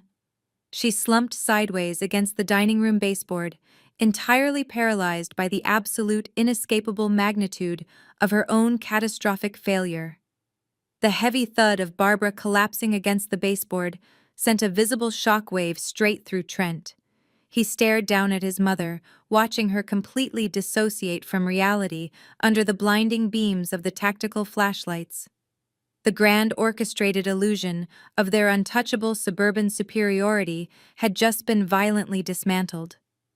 Trent realized in that exact moment that the wire fraud charges were absolutely inescapable. His mother was going to federal prison, and he was standing right next to her in the blast zone. But Trent possessed the distinct, incredibly dangerous arrogance of a man who had never been held accountable for a single failure in his entire life. Instead of surrendering to the overwhelming presence of federal law enforcement, his mind frantically scrambled for a lifeline. He needed a weapon. He needed leverage. He needed to prove that even if he was going down in flames, he was dragging me straight into the inferno with him. A sudden manic energy seized his entire body. He stopped trembling and abruptly shoved his shoulders backward, fighting aggressively against the iron grip of the federal agent holding his arms. The agent instantly tightened his hold, preparing to force Trent to the floor, but Trent ignored the pain completely. He snapped his head up, locking his wild, bloodshot eyes directly onto mine. His face twisted into a grotesque, triumphant sneer that looked entirely deranged under the flashing red and blue emergency lights pouring through the front windows. "You think you are untouchable, Sydney," Trent roared, his voice cracking wildly as it echoed off the vaulted ceilings of the living room. "You think these federal agents and your slick corporate lawyer changed the fundamental reality of what happened today? You can lock us up for the bank transfers. You can send my mother to a penitentiary. But you have absolutely nothing left. I maintained my perfectly neutral stance, crossing my arms and watching his desperate, pathetic outburst with clinical fascination. I did not offer a single word to interrupt him. A golden rule of forensic investigation is to always allow a panicking suspect to fill the silence. They will inevitably hand you the exact weapon required to execute their final destruction. You do not have the original trust documents. Trent screamed a hysterical, breathless laugh ripping from his throat. His chest heaved violently as he strained against the agent. You do not have the wet ink signatures. You do not have the notarized certificates from your precious uncle. You can never claim that $8 million inheritance now. I know you need those physical papers to authorize the bank transfer, and you will never, ever get them. The lead FBI agent standing near the entryway raised a questioning eyebrow, his hand resting casually on his tactical belt. He was actively listening to a suspect voluntarily incriminate himself, allowing the admission to flow freely into the official federal record. I took the blowtorch to that massive steel vault in the basement, Trent confessed loudly, throwing his head back in sheer arrogant defiance. I cut straight through those reinforced hinges. I pulled out every single manila envelope, every single legal binder, and every single financial certificate you locked inside that dark hole. And I burned them. I burned your entire $8 million future into a pile of worthless gray ash. You can send me to a cell, Sydney, but you will be rotting in poverty right alongside me. You have absolutely zero proof that money belongs to you. His voice reached a fever pitch of pure, venomous victory. He truly believed he had executed the ultimate devastating checkmate. He thought he had successfully neutralized my entire financial existence. He stood there panting heavily, waiting for my calm facade to finally shatter into a million pieces. He waited for me to fall to my knees and scream in agonizing defeat. I simply tilted my head slightly to the side and let out a soft, amused sigh. Jada stepped smoothly in front of me, perfectly intercepting Trent's manic line of sight. She adjusted the cuffs of her pristine navy suit and looked at my treacherous husband with an expression of supreme, unadulterated pity. It was the exact look a brilliant predator gives to an incredibly slow, remarkably stupid prey.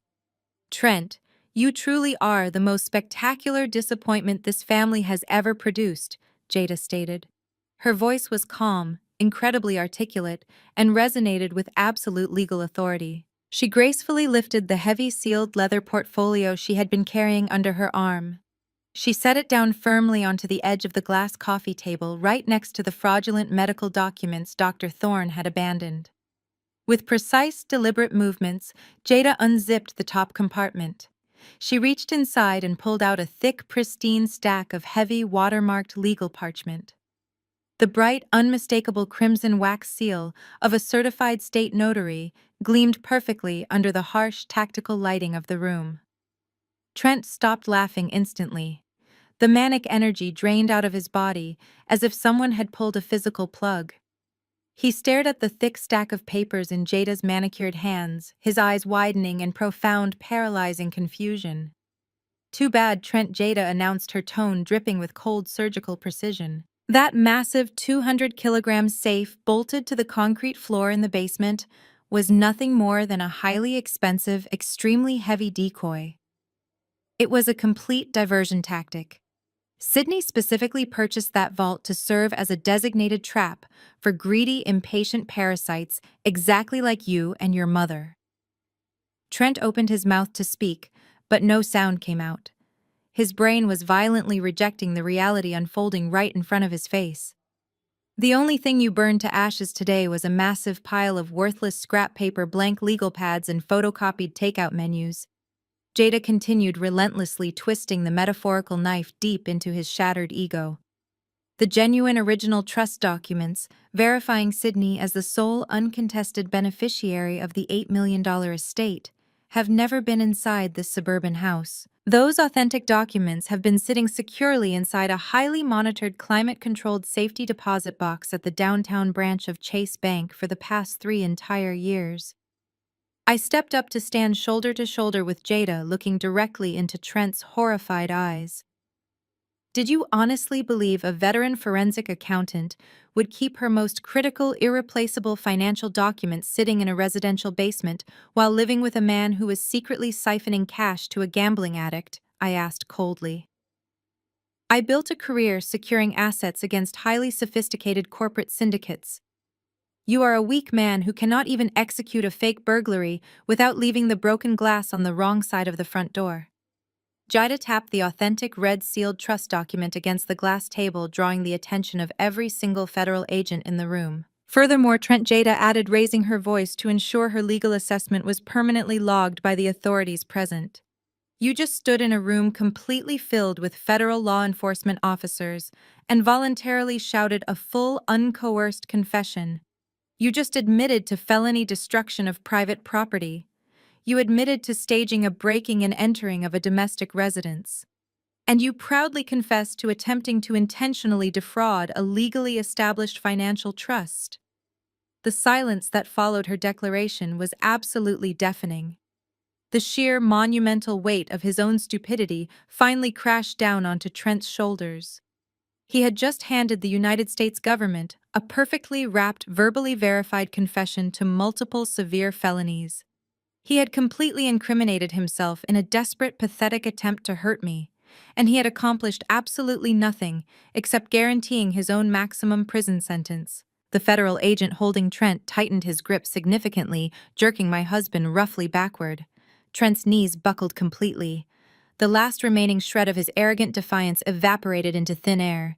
He sagged heavily against the agent, his head dropping forward as a harsh, ugly sob ripped its way out of his throat. He was not crying because he was sorry for betraying me. He was crying because he had finally realized that he was totally, inescapably trapped in a nightmare entirely of his own making. He had gambled his marriage, his freedom, and his entire future on a reckless, greedy scheme to steal my wealth. And in the end, the only thing he had successfully managed to destroy was himself. I watched the tears stream down his soot-stained face, feeling absolutely nothing but the pure, exhilarating rush of total victory. The trap had not just snapped shut, it had crushed them completely.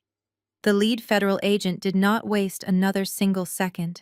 He stepped directly over the scattered, useless legal documents on the glass coffee table and grabbed Trent roughly by the back of his collar. He hauled my treacherous husband up from the leather sofa with zero gentleness. Trent was completely limp, offering absolutely no physical resistance as the agent slammed him face first against the drywall. "Trenton, you are officially under federal arrest." The agent barked, his voice carrying the heavy, undeniable weight of the United States Department of Justice. The sharp mechanical sound of heavy steel handcuffs ratcheting tightly around Trent's wrists echoed through the living room. "You are being charged with severe counts of federal mortgage fraud, aggravated identity theft, and conspiracy to commit bank fraud. You have the right to remain silent, and I highly suggest you start using it right now." Trent let out a pathetic, high-pitched wail. It was the sound of a fundamentally weak man realizing that his pristine suburban life was permanently over. He did not look like a confident executive anymore. He looked like a shattered, soot-stained criminal. The agent patted him down roughly, ignoring the tears streaming down his face. Across the room, the reality of the situation finally pierced through Barbara's state of profound shock. As two female federal agents approached her with their handcuffs already drawn, her survival instincts violently kicked in. She scrambled up from the baseboards, pressing her back against the dining room wall, and began swinging her arms wildly. "Get your hands off me!" Barbara shrieked, her voice reaching a deafening, hysterical pitch. "Do you know who I am? I am a highly respected member of this community. I am a wealthy widow. You cannot treat me like a common street thug. She is the crazy one. She set a chemical bomb in my house." The agents did not even blink. They grabbed her flailing arms, twisted them expertly behind her back, and slammed her face down onto the polished dining table. Her cheek hit the hard wood with a loud smack. The violent motion sent a fresh cloud of invisible ultraviolet glitter into the air. Under the tactical flashlights, she looked completely deranged, a neon blue monster finally caught in the light. Barbara, you are under arrest for 47 counts of federal wire fraud, felony extortion, and conspiracy to defraud a private estate, the female agent recited coldly, locking the steel cuffs tightly over Barbara's wrists. The evidence against you is absolute.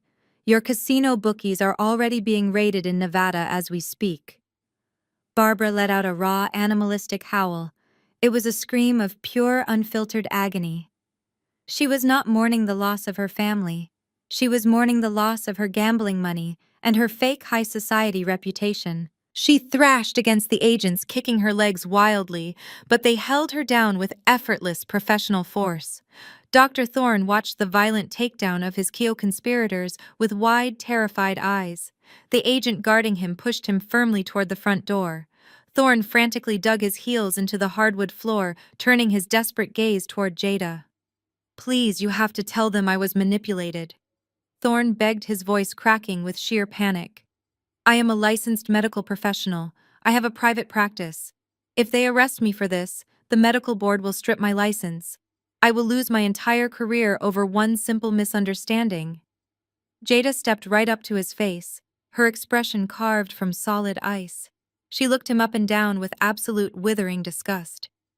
"You do not have a career anymore," Aris Jada stated, her voice dropping into a lethal quiet register. "I personally forwarded your forged medical affidavit to the state medical board exactly 20 minutes ago. They have already initiated an emergency suspension of your license pending your federal indictment. You are going to federal prison for conspiracy to commit medical fraud, and you will never legally prescribe so much as an aspirin for the rest of your pathetic life." The blood drained completely from Thorne's face. His knees buckled and the federal agent had to physically drag his dead weight toward the entryway. "Move them out," the lead agent commanded.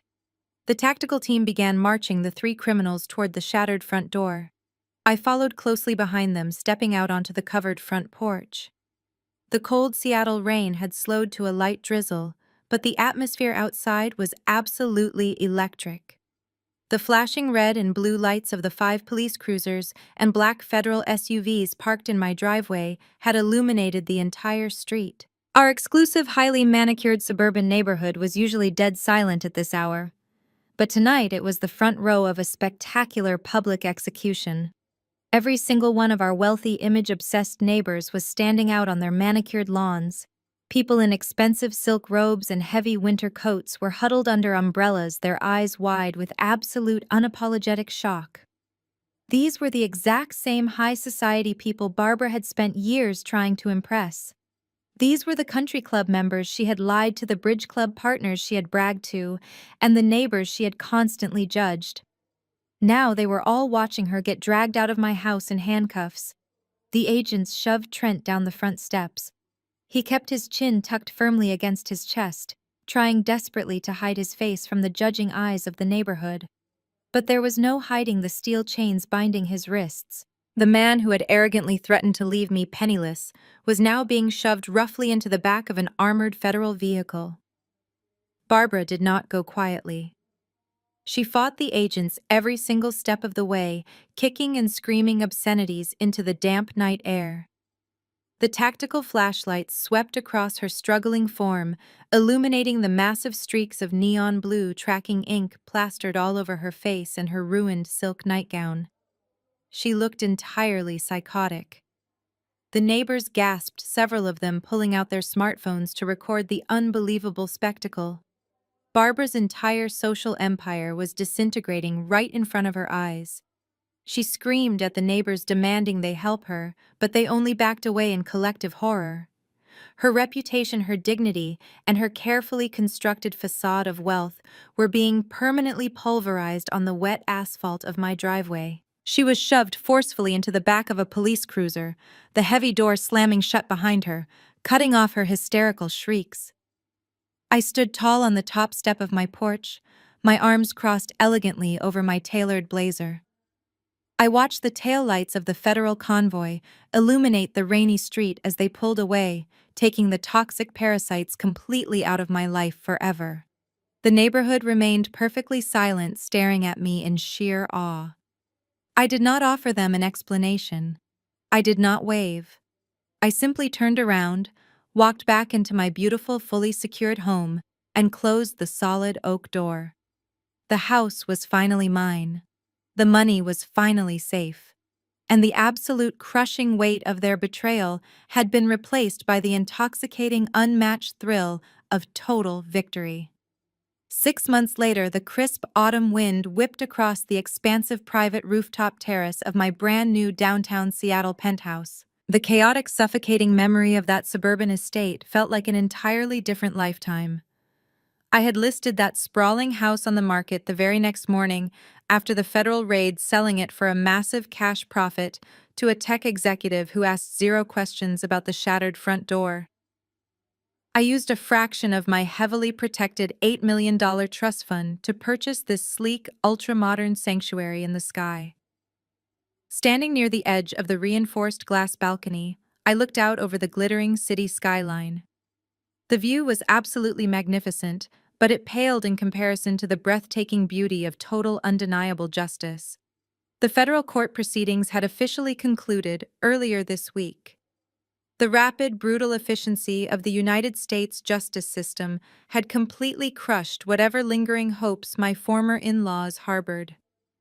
Trent had walked into the federal courtroom looking like a hollow, terrified shell of the arrogant man I once married. His expensive designer suits had been replaced by a drab, oversized institutional jumpsuit.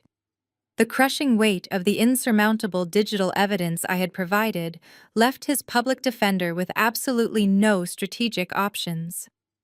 Trent was forced to accept a comprehensive plea deal to avoid spending decades behind bars.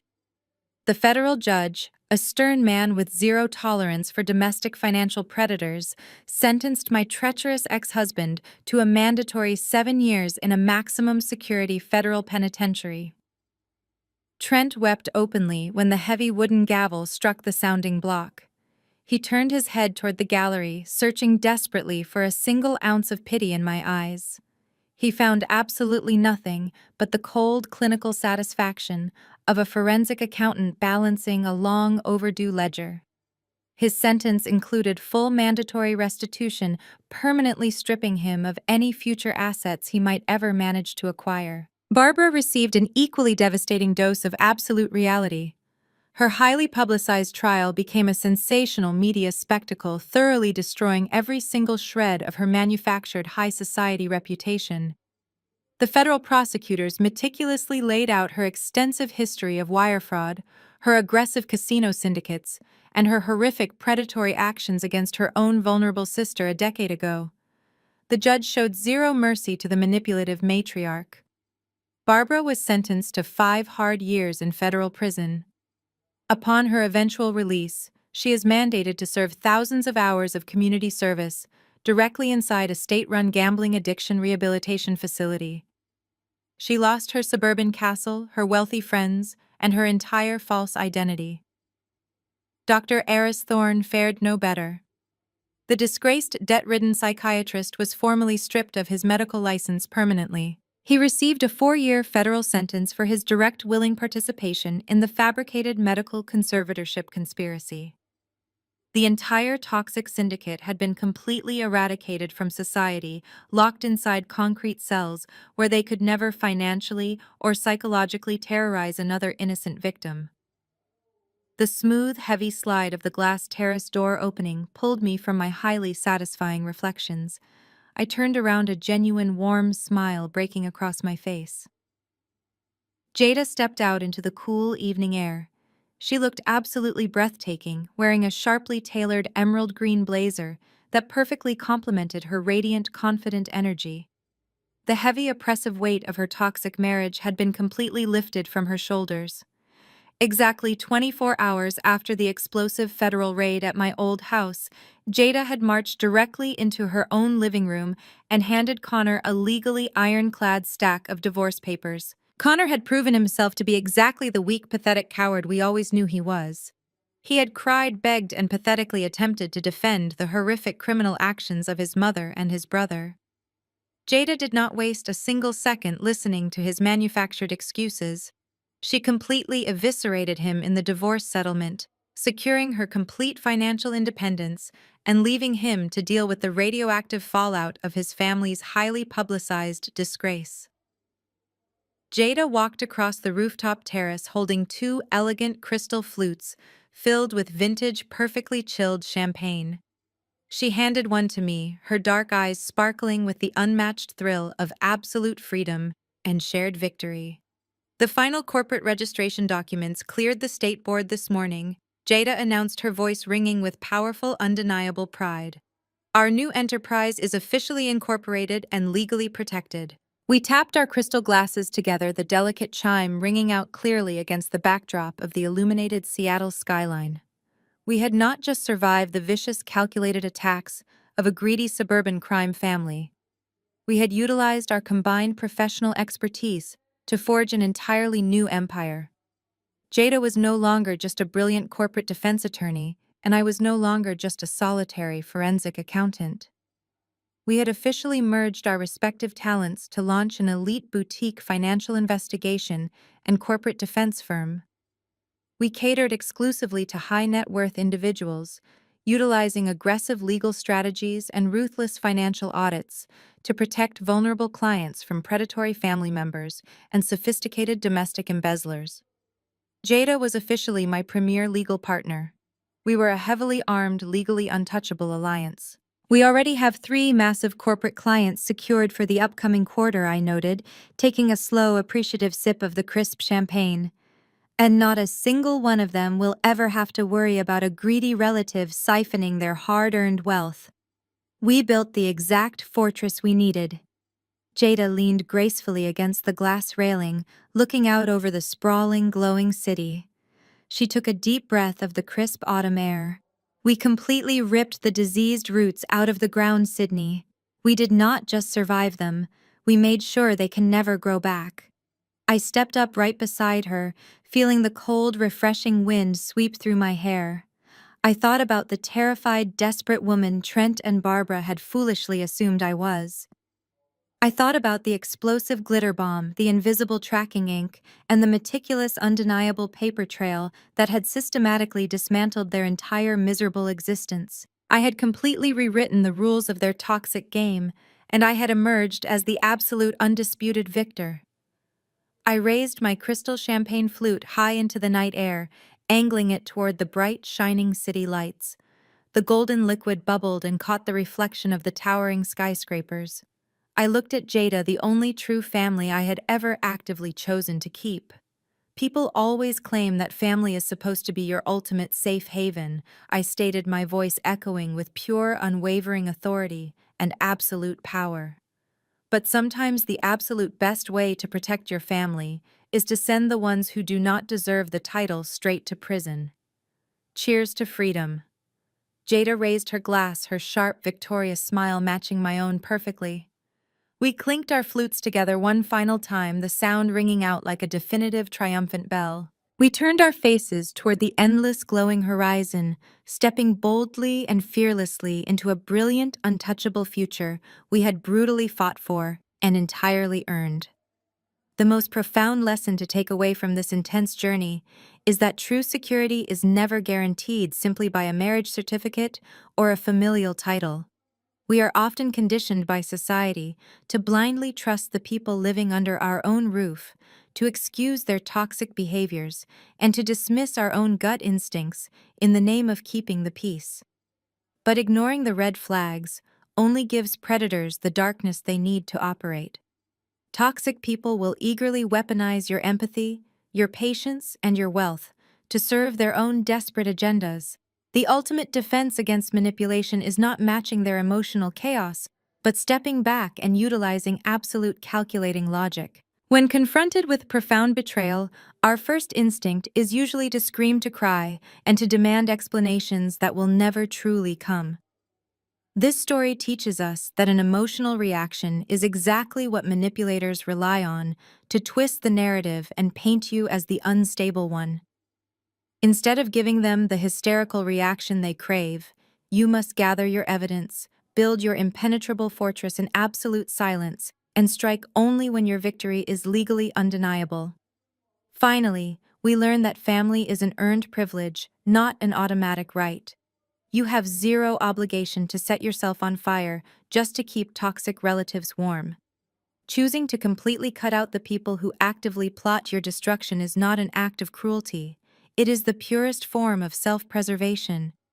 You have the absolute right to build a chosen family with people who respect your boundaries, celebrate your success, and stand shoulder to shoulder with you when the battles begin. Have you ever had to use cold, hard facts to expose a toxic person in your life?